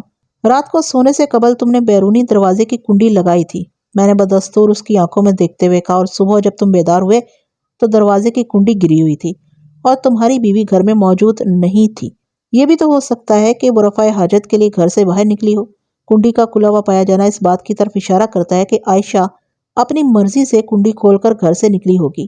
میرا دھیان بھی سب سے پہلے اسی طرف کیا تھا، وہ اس بات میں گردن ہلاتے ہوئے بولا۔ میں نے چند منٹ اس کی واپسی کا انتظار کیا، لیکن جب وہ واپس نہیں لوٹی تو میں پریشان ہو گیا اور اس کی تلاش میں نے سب سے پہلے کھیتوں ہی کا رخ کیا تھا، مگر وہ مجھے کہیں نہیں ملی۔ میں نے مختلف لوگوں سے اس کے بارے میں پوچھا مگر کسی نے عائشہ کو دیکھا ہی نہیں تھا۔ اس صورتحال نے میرا دماغ پاگل کر دیا۔ میری کچھ سمجھ میں نہیں آ رہا تھا کہ کہاں جاؤں، عائشہ کو کہاں تلاش کروں۔ جب ہر طرف سے مایوسی کا منہ دیکھنا پڑا تو میں آپ کے پاس آ گیا ہوں۔ وہ تو میں سمجھ رہا ہوں کہ پولیس عائشہ کو کہیں نہ کہیں سے ڈھونڈ نکالے گی، مگر یہاں آ کر مجھے اس کی لاش کا سامنا کرنا پڑا۔ یعقوب، مجھے تمہاری بیوی کی المناک موت کا سخت افسوس ہے، میں نے گہری سنجیدگی سے کہا، اور یہ میرا تم سے وعدہ ہے کہ بہت جلد میں عائشہ کے قاتل کو اہنی سلاحوں کے پیچھے پہنچا دوں گا۔ لیکن میں نے دانستہ جملہ دھورا چھوڑا تو وہ تڑپ کر بولا، لیکن کیا تھانے دار صاحب؟ لیکن یہ کہ میں نے وضاحت کرتے ہوئے کہا، اس سلسلے میں مجھے تمہارے تعاون کی ضرورت پیش آئے گی، سچے اور کھرے تعاون کی۔ میں تعاون کروں گا جی، سچا اور بالکل کھرا، وہ بڑے عزم سے بولا۔ عائشہ تو چلی گئی، کوئی اسے واپس نہیں لا سکتا۔ میری خواہش ہے کہ اس کے قاتل کو عبرتناک سزا ملے۔ عبرتناک سزا ہی ملے گی یعقوب، میں نے ایک ایک لفظ پر زور دیتے ہوئے کہا۔ تم بالکل بے فکر ہو جاؤ، اور اگر اس واقعے کے حوالے سے تمہیں کچھ بھی معلوم ہو تو مجھے بتا دو۔ اگر میں عائشہ کی موت کے بارے میں کچھ جانتا ہوتا تو آپ کو ضرور بتا دیتا تھانے دار صاحب، وہ لجاجت امیز انداز میں بولا۔ میں تو سوچ بھی نہیں سکتا تھا کہ اس کے ساتھ ایسا سنگین واقعہ پیش آ جائے گا۔ میرا تو گھر اجڑ گیا جناب۔ میں نے اسے تسلی تشفی دے کر رخصت کر دیا اور یہ ہدایت کر دی کہ وہ گھر ہی میں رہے۔ میں کسی بھی وقت احمد نگر تفتیش کی غرض سے آ سکتا ہوں۔ اس نے میری ہدایت پر عمل کرنے کا یقین دلایا اور مجھے سلام کر کے رخصت ہو گیا۔ اسی روز میں ظہر کی نماز کے بعد احمد نگر جانے کا ارادہ رکھتا تھا، لیکن باوجود میں اپنے اس ارادے پر عمل نہ کر سکا۔ ایک ایمرجنسی کی صورت میں عثمان آباد میں میری موجودگی لازمی ٹھہری تھی۔ دنگے فساد کا ایک ایسا کیس میرے تھانے میں آیا تھا جس میں چند افراد شدید زخمی بھی ہوئے تھے۔ ان معاملات سے نپٹتے ہوئے شام ہو گئی اور مجھے احمد نگر والا پروگرام اگلے دن پر چھوڑنا پڑا۔ چنانچہ آئندہ روز میں صبح وسیم سیٹھی کو اپنے ساتھ لے کر احمد نگر کی جانب روانہ ہو گیا۔ ہم دونوں گھوڑوں پر سوار تھے۔ میں نے دانستہ تانگے کے سفر کو نظر انداز کیا تھا اور اس وقت ہم پختہ سڑک پر بھی سفر نہیں کر رہے تھے۔ میں نے دانستہ نہر والا روٹ اختیار کیا تھا۔ نہر کے کنارے کے ساتھ ساتھ ایک کچا راستہ بھی رواں دواں تھا جس پر مویشی اور بیل گاڑیاں وغیرہ سفر کیا کرتی تھیں یا پھر گھڑ سوار۔ میں اگر چاہتا تو پختہ سڑک پر سفر کرتے ہوئے بسہولت اور کم وقت میں عثمان آباد سے احمد نگر پہنچ سکتا تھا۔ 2 میل کا فاصلہ کوئی زیادہ مسافت نہیں تھی، لیکن میں نے ایک خاص مقصد کی خاطر نہر کے کنارے سفر کا فیصلہ کیا تھا۔ اس حوالے سے میرے ذہن میں ایک اچھوتا منصوبہ تھا۔ گزشتہ روز میں نے وسیم سیٹھی کو نامعلوم مقتولہ عورت کی لاش کے ساتھ سرکاری اسپتال روانہ کیا تھا۔ یہ الگ بات ہے کہ وہ بدنصیب عورت اب نامعلوم نہیں رہی تھی۔ یہ حقیقت بڑے واضح انداز میں سامنے آ چکی تھی کہ مقتولہ کا نام عائشہ تھا اور وہ احمد نگر کے باسی یعقوب ترکھان کی بیوی تھی۔ اسپتال والوں نے کیا کہا تھا سیٹھی؟ میں نے دوران سفر میں کانسٹیبل سے دریافت کیا۔ پوسٹ مارٹم کی ابتدائی رپورٹ وہ کب دیں گے؟ اس نے میرے سوال کے جواب میں بتایا، ملک صاحب، ابتدائی رپورٹ آج شام کو یا کل صبح مل جائے گی۔ سیٹھی کے لہجے میں ایک عجیب سی بیزاری کو محسوس کر کے میں نے کہا، کیا بات ہے سیٹھی، تم خاصے الجھے ہوئے نظر آ رہے ہو؟ یہ تمہارے مزاج کے خلاف ہے، سب خیریت تو ہے نا؟ جی ملک صاحب، میں تو ٹھیک ہوں، مگر کبھی کبھی آپ کی معمول سے ہٹی ہوئی کوئی بات دیکھ کر ذہن میں متعدد سوال سر اٹھانے لگتے ہیں، وہ صاحب کوئی کا مظاہرہ کرتے ہوئے بولا۔ میں نے کبھی تمہیں سوالات کرنے سے منع کیا ہے سیٹھی؟ میں نے چونک کر اس کی طرف دیکھتے ہوئے کہا، اور یہ بھی بتاؤ اس وقت تم نے میری کون سی حرکت ایسی دیکھی جو خلاف معمول ہو؟ ملک صاحب چھوڑے، رہنے دیں۔ کیوں رہنے دیں؟ میں نے قدرے سخت لہجے میں کہا، تاہم انداز ڈانٹنے والا نہیں تھا۔ بات چیت جاری رہنا چاہیے، اسی بہانے وقت اچھا کٹ جائے گا۔ تھانے میں تمہاری یہ کیفیت نہیں تھی، ہمارے روانہ ہونے کے بعد ہی تم پر قنوطیت کا یہ دورہ پڑا ہے۔ آپ بالکل ٹھیک کہہ رہے ہیں، وہ اس بات میں گردن ہلاتے ہوئے بولا۔ میرے ذہن میں یہی تھا کہ سڑک کے راستے منٹوں میں احمد نگر پہنچ جائیں کہ 2 میل کا فاصلہ آخر ہوتا ہی کتنا ہے۔ ہو اب میں تمہاری بیزاری اور جھنجھلاہٹ کا سبب سمجھ گیا ہوں، میں نے اطمینان بھرے لہجے میں کہا۔ تم اس بات پر ذہن کو الجھا رہے ہو کہ میں صاف ستھری پختہ سڑک چھوڑ کر نہر کے کنارے کچے راستے کی خاک کیوں اڑا رہا ہوں، ہے نا؟ جی ملک صاحب، وہ تائیدی انداز میں سر کو جنبش دیتے ہوئے بولا۔ اتنا تو میں جانتا ہوں کہ آپ کے اس فیصلے کے پیچھے کوئی نہ کوئی وجہ ضرور چھپی ہوگی، مگر میں چونکہ اس وجہ سے واقف نہیں ہوں اس لیے ذہن الجھ رہا ہے۔ بس اب ذہن کو مزید مت الجھاؤ، میں نے گھوڑا روکتے ہوئے کہا۔ میں ابھی تمہارے ذہن میں موجود ہر سوال کا جواب دیتا ہوں۔ میری تقلید میں اس نے بھی لگام کھینچ کر گھوڑا روک لیا، پھر متعجب نظر سے مجھے دیکھتے ہوئے بولا، آپ رک کیوں گئے ملک صاحب؟ میں نے اس کے سوال کو دانستہ نظر انداز کرتے ہوئے الٹا اسی سے سوال کر ڈالا، سیٹھی تم کل جائے وقوع پر میرے شانہ بشانہ تھے نا؟ جی ملک صاحب، اس نے جواب دیا، تاہم اس کی حیرانی میں کوئی کمی نہ آئی۔ مقتولہ عائشہ کی لاش کہاں سے برآمد ہوئی؟ اللہ دیتا مچھیرے کے جال میں سے، اس نے جواب دیا، جوگ زامن کے نہر والے پل کے نیچے سے۔ اللہ تمہارا بھلا کرے، میں نے نہر کی جانب اشارہ کرتے ہوئے کہا، یعنی یہ تو طے ہے نا کہ عائشہ کی لاش نہر کے پانی کے ساتھ بہتے ہوئے اللہ دیتا کے جال تک پہنچی تھی؟ ظاہر ہے جی، اس میں شک والی کون سی گنجائش ہے؟ یہ راز کھل جانے کے بعد کہ مقتولہ خوبصورت عورت عائشہ کا تعلق احمد نگر سے ہے، اس عمر میں بھی کسی شبے کی گنجائش باقی نہیں رہتی کہ سفاک قاتل نے اسے موت کے گھاٹ اتارنے کے بعد احمد نگر یا اس کے قرب و جوار ہی سے اس کی لاش کو نہر میں پھینکا ہوگا۔ میں نے کہا، ہے نا؟ اس نے اس بات میں گردن ہلاتے ہوئے جواب دیا، بالکل جناب، یہ بھی سامنے کی بات ہے۔ مقتولہ کی ٹوٹی ہوئی چوڑیوں اور زخمی کلائیوں سے واضح ہو جاتا ہے کہ عائشہ نے موت کے منہ میں جانے سے پہلے اپنی زندگی کے لیے قاتل مقدور مزاحمت بھی کی تھی۔ میں نے اپنی بات کو آگے بڑھاتے ہوئے کہا، میں غلط تو نہیں کہہ رہا؟ نہیں جناب، آپ کی تھیوری سے مکمل میں اتفاق کرتا ہوں۔ اب میں تمہارے آخری سوال کا جواب بھی دیتا ہوں کہ میں نے یہاں گھوڑا کیوں روکا ہے۔ میں نے ایک ایک لفظ پر زور دیتے ہوئے کہا، یہ تو تم نے جان لیا ہے کہ میں نے سڑک کو نظر انداز کر کے اس دھول اڑاتے کچے راستے کا انتخاب کیوں کیا۔ وہ اس لیے کیا کہ نہر کے کنارے کنارے سفر کرتے ہوئے میں اس ماحول پر نظر رکھ سکوں جس میں تیرتے ہوئے عائشہ کی لاش احمد نگر سے جھوک زامن تک پہنچی تھی، تاکہ کوئی اہم سراغ یا مخصوص اشارہ میرے علم میں۔ مگر جناب، وہ میری بات پوری ہونے سے پہلے ہی بول پڑا، میرا یہاں پر رکنے والا سوال تو بیچ میں ہی رہ گیا۔ میں اسی طرف آ رہا ہوں سیٹھی، میں نے تسلی بھرے انداز میں کہا، لیکن تم نے میری بات کاٹ دی۔ خیر، ہم اس وقت احمد نگر گاؤں کی حدود میں داخل ہو چکے ہیں، وہ دیکھو۔ میں نے ایک جانب اشارہ کرتے ہوئے اضافہ کیا، وہ چند گز کے نہر کے کنارے تمہیں جو ڈیرا نظر آ رہا ہے نا، یہ رانا بہادر علی کا ہے۔ جی ہاں، میں رانا بہادر علی کو اچھی طرح جانتا ہوں، وہ اس بات میں گردن ہلاتے ہوئے بولا۔ وہ احمد نگر کے چودھری صاحب ہیں اور 6 ماہ بعد ہونے والے الیکشن میں حصہ بھی لے رہے ہیں۔ ان کی ٹکر پر جمال کوٹ کے ملک کریم بخش کھڑے ہوئے ہیں۔ عثمان آباد کے چودھری سلیم راجپوت کی مکمل سپورٹ رانا بہادر علی کو حاصل ہے، جبکہ ڈھوک زامن کے چودھری فرمان علی کی حمایت ملک کریم بخش کے ساتھ ہے۔ سیٹھی، لگتا ہے تمہیں سیاست سے کچھ زیادہ ہی دلچسپی ہے۔ میں نے حیرت بھری نظر سے اسے دیکھا۔ آپ کچھ بھی کہہ لیں جناب، وہ سادگی سے بولا، جب الیکشن قریب آتے ہیں، جلسے ہوتے ہیں، جلوس نکلتے ہیں اور نعرے بازی ہوتے ہیں، مجھے تو بڑا مزہ آتا ہے۔ الیکشن میں ابھی 6 ماہ باقی ہیں، میں نے واپس اپنے موضوع کی طرف آتے ہوئے کہا۔ رانا بہادر علی اور ملک کریم بخش کے درمیان کس کانٹے کا مقابلہ ہوگا یہ بھی دیکھ لیں گے، فی الحال ہمیں عائشہ کے قتل کا سراغ لگانا ہے۔ گھوڑے روکنے کا مقصد یہ ہے کہ ہم گھوڑوں سے نیچے اتر کر پیدل چلتے ہوئے رانا صاحب کے ڈیرے کی سمت بڑھیں گے اور نہر کے کنارے کو اندر اور باہر دونوں جانب سے تنقیدی نگاہ سے دیکھتے بھی جائیں گے، کیا سمجھے؟ بالکل سمجھ گیا ملک صاحب، وہ معنی خیز انداز میں بولا۔ ہم باتیں کرتے ہوئے سست روی سے آگے بڑھنے لگے۔ 15-20 گز آگے آنے کے بعد سیٹھی کی سرسراتی ہوئی آواز ابھری، ملک صاحب وہ کیا ہے؟ اس کے ساتھ ہی اس نے نہر کے اندرونی کنارے کی جانب اشارہ بھی کر دیا، جہاں پستہ قامت ہلکی پھلکی جھاڑیاں اگی ہوئی تھیں۔ میں نے سیٹھی کے اشارے کی تقلید کی، اگلے ہی لمحے میں چونک اٹھا۔ مذکورہ جھاڑیوں میں سرخ رنگ کی کوئی شے پھنسی دکھائی دی۔ میں نے پہلی نظر میں پہچان لیا، وہ کوئی گرم چادر تھی۔ اس کے ساتھ ہی مقتولہ عائشہ کے لباس میرے ذہن میں تازہ ہو گیا۔ سرخ پھولدار فلالین کی قمیض، سرخ کاٹن کی شلوار اور چادر یعنی دوپٹہ ندارت۔ میرے ذہن میں ایک فوری سوال ابھرا، کہیں یہ عائشہ ہی کی چادر تو نہیں؟ یہ بڑا سنسنی خیز اور ولولہ انگیز سوال تھا۔ اگلے ہی لمحے میں اور سیٹھی گھوڑوں کو نہر کے بیرونی کنارے پر ایستادہ ایک درخت کے تنے سے باندھ کر نہر میں اتر چکے تھے۔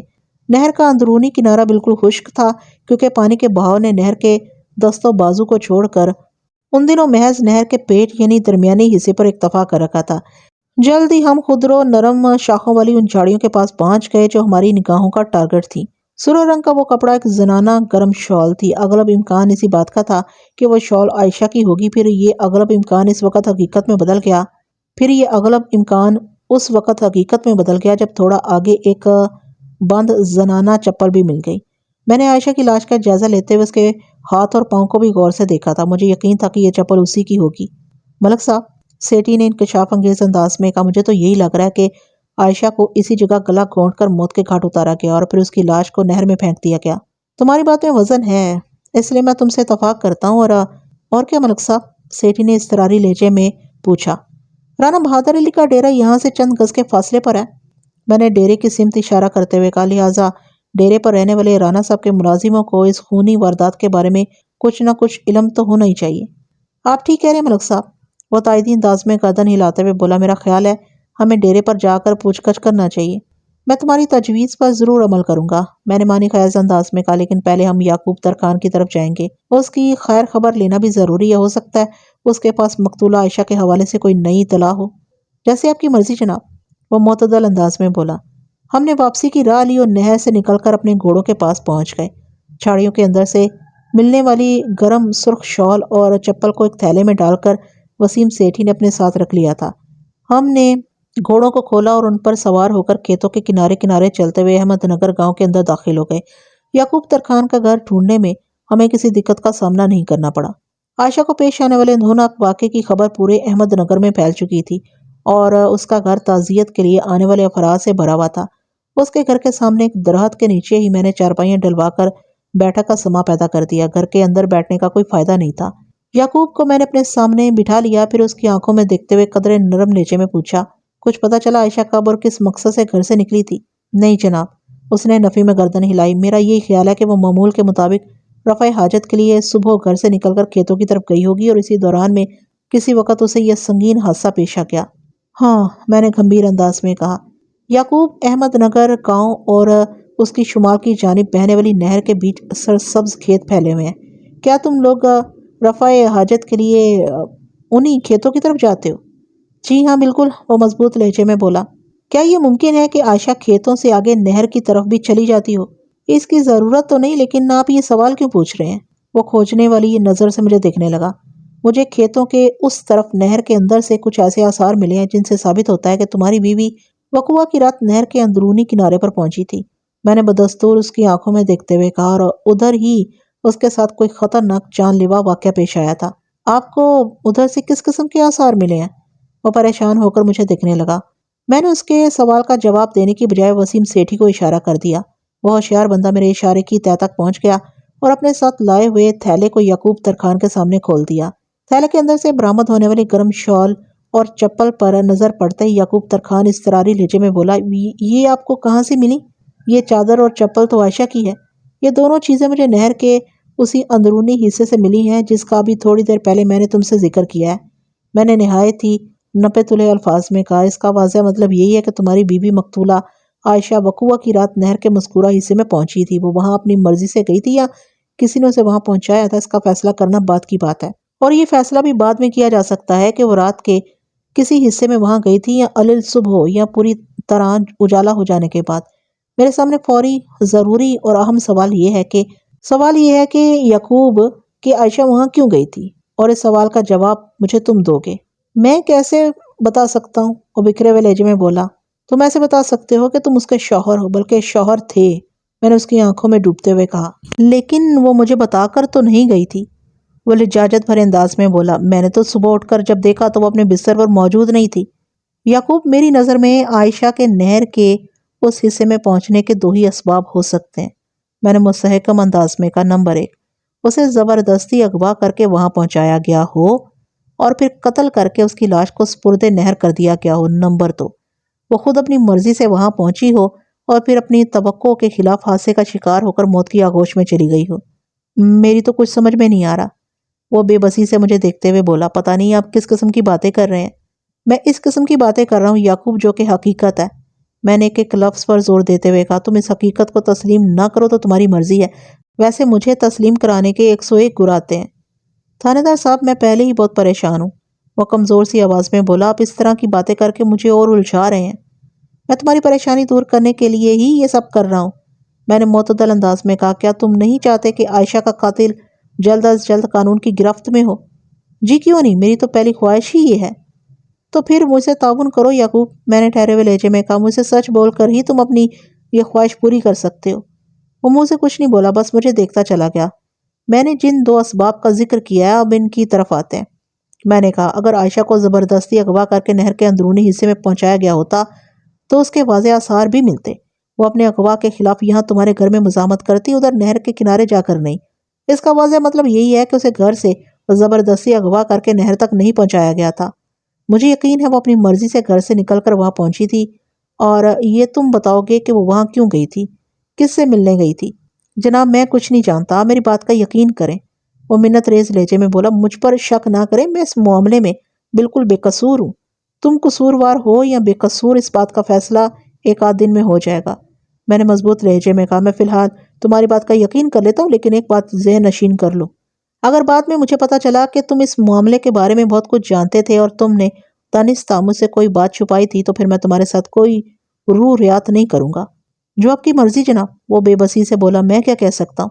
میں یعقوب ترخان کے پاس سے اٹھ گیا اور وہاں موجود لوگوں سے پوچھ تاچھ کرنے لگا۔ ان سب کو عائشہ کی دردناک موت کا بہت افسوس تھا اور وہ یعقوب ترخان کے غم میں برابر کے شریک تھے۔ ابتدائی پوچھ تاچھ سے خاطر خواہ نتیجہ برآمد نہ ہو سکا۔ ابھی تک میرے ہاتھ میں کوئی ایسا سراغ نہیں لگ سکا تھا جس کی مدد سے میں عائشہ کے قاتل تک رسائی حاصل کرنے میں کامیاب ہو جاتا۔ ابھی میرا ذہن یعقوب ترخان کی طرف سے بھی صاف نہیں ہوا تھا۔ جب میں نے تھانے میں اس سے ملاقات کی تھی تو وہ مجھے مظلوم نظر آیا تھا، لیکن اس کے بعد کے جو شواہد سامنے آئے تھے، خاص طور پر تھوڑی دیر پہلے نہر کے اندرونی حصے سے مجھے عائشہ کی گرم شال اور چپل جو ملی تھی، اس سے یہی اندازہ ہوتا تھا کہ وہ گھر سے تو اپنی مرضی ہی سے نکلی تھی۔ اگر وہ رفع حاجت کے لیے کھیتوں کی طرف گئی تھی تو پھر نہر کی جانب جانے کا کوئی سوال پیدا نہیں ہوتا تھا، اور اگر وہ باقاعدہ کسی سے ملنے وہاں پہنچی تھی تو پھر اس بات کا پتہ لگانے کی ضرورت تھی کہ وہ کس سے ملنے گھر سے نکلی تھی۔ اگر میں اس شخص تک پہنچ جاتا تو پھر عائشہ کے قاتل تک رسائی آسان ہو جاتی۔ ان تازہ ترین حالات کی روشنی میں ذہن میں بار بار یہی نکتہ ابھرتا تھا، عائشہ کا کسی مرد کے ساتھ چکر تھا، وہ اسی سے ملنے نہر کے اندرونی حصے میں پہنچی تھی اور سنگین حادثے کا شکار ہو کر موت کے منہ میں چلی گئی تھی۔ اس تلخ نکتے کے بعد سوال اٹھتا تھا، کیا اسی شخص نے عائشہ کو قتل کیا تھا جس سے وہ ملنے گئی تھی، یا اس کا قاتل کوئی اور شخص تھا؟ اور عین ممکن تھا عائشہ کے چکر کا یعقوب کو پتہ چل گیا ہو، وہ جانتا ہو کہ عائشہ کے کسی مرد کے ساتھ تعلقات ہیں اور موقع پا کر اسی نے عائشہ کو ختم کر دیا ہو۔ ایسا ہونا ناممکن تو نہیں تھا، لیکن پتہ نہیں کیوں میرا دل یہ ماننے کو تیار نہیں تھا کہ یعقوب عائشہ کا قاتل ہو سکتا ہے۔ اب بہرحال اگر مجھے عائشہ کے قاتل کا کوئی سراغ نہ ملتا تو میں یقیناً یعقوب پر بھی سختی کر کے حقیقت حال تک پہنچنے کی کوشش ضرور کرتا۔ تفتیش کے تقاضے پورے کرنا بھی ضروری ہوتا ہے۔ کہتے ہیں کہ انسان کی کوشش اور محنت کبھی رائے گاہ نہیں جاتی۔ اگر کوئی شخص خلوصی نیت سے اپنے مقصد کے حصول کے لیے کوشاں رہے تو ایک نہ ایک دن ضرور کامیابی اس کے قدم چومتی ہے۔ مجھے بھی اپنی کوششوں پر پورا بھروسہ تھا کہ میں عائشہ کے قاتل کو بہت جلد بے نقاب کر کے رہوں گا۔ اب آپ کا پروگرام کیا ہے ملک صاحب؟ کانسٹیبل نے مجھ سے پوچھا۔ فی الحال واپسی کا پروگرام ہے، میں نے کہا، لیکن احمد نگر چھوڑنے سے پہلے میں ڈیرے کا ایک چکر لگانا چاہتا ہوں۔ ٹھیک ہے، تو پھر ڈیرے پر چلتے ہیں، وسیم سیٹھی نے اس بات میں گردن ہلاتے ہوئے کہا۔ 15-20 منٹ کے بعد ہم رانا بہادر علی کے ڈیرے پر تھے۔ جیسا کہ میں پہلے بھی بتا چکا ہوں کہ مذکورہ ڈیرہ احمد نگر گاؤں کے شمال میں نہر کے کنارے واقع تھا۔ اس قسم کے ڈیرے ہر بڑے زمیندار اور چودھری کے ہی ہوا کرتے ہیں۔ اگر میں نے اسے رانا بہادر علی کا ڈیرہ کہا تو اس کا ہرگز یہ مطلب نہیں کہ رانا صاحب خود اس ڈیرے میں رہا کرتے تھے۔ ایسے ڈیروں میں عموماً ملازم ہی رہا کرتے ہیں جو کھیتی باڑی اور دیگر زرعی معاملات کی نگرانی پر مامور ہوتے ہیں۔ زراعت سے متعلق مختلف آلات، مال مویشی، ٹریکٹر ٹرالی وغیرہ بھی انہی ڈیروں میں نظر آتے ہیں۔ جب ہم گھوڑوں پر سوار ہو کر رانا بہادر علی کے ڈیرے پر پہنچے تو وہاں صرف ایک شخص موجود تھا۔ ہم چونکہ پولیس کی وردی میں ملبوس تھے، اس لیے مذکورہ شخص ہمیں دیکھتے ہی بادب با ملاحظہ ہوشیار ہو گیا۔ اس نے ہمیں سلام کیا اور جب ہم گھوڑوں سے نیچے اترے تو اس نے چھوٹتے ہی سوال کر ڈالا، تھانے دار صاحب کیا عائشہ کے قتل کا مسئلہ حل ہو گیا؟ مسئلہ؟ میں نے گھور کر اسے دیکھا۔ جی میرا مطلب ہے، وہ جلدی سے سنبھل کر بولا، میرا مطلب ہے کہ آپ نے یعقوب ترخان کی بیوی کے قاتل کو گرفتار کر لیا ہے۔ تو تمہیں اس بات کی خبر ہے کہ میں احمد نگر میں عائشہ کے قتل کی تفتیش کرنے آیا ہوں؟ میں نے سر تپا اس کا جائزہ لیتے ہوئے کہا، پھر پوچھا، نام کیا تمہارا؟ جی میں طفیل ہوں، اس نے بتایا۔ تھوڑی دیر پہلے میں نے آپ دونوں کو نہر کے اندر بھی دیکھا تھا۔ وہ اس طرف جناب، وہ اسی جانب اشارہ کر رہا تھا۔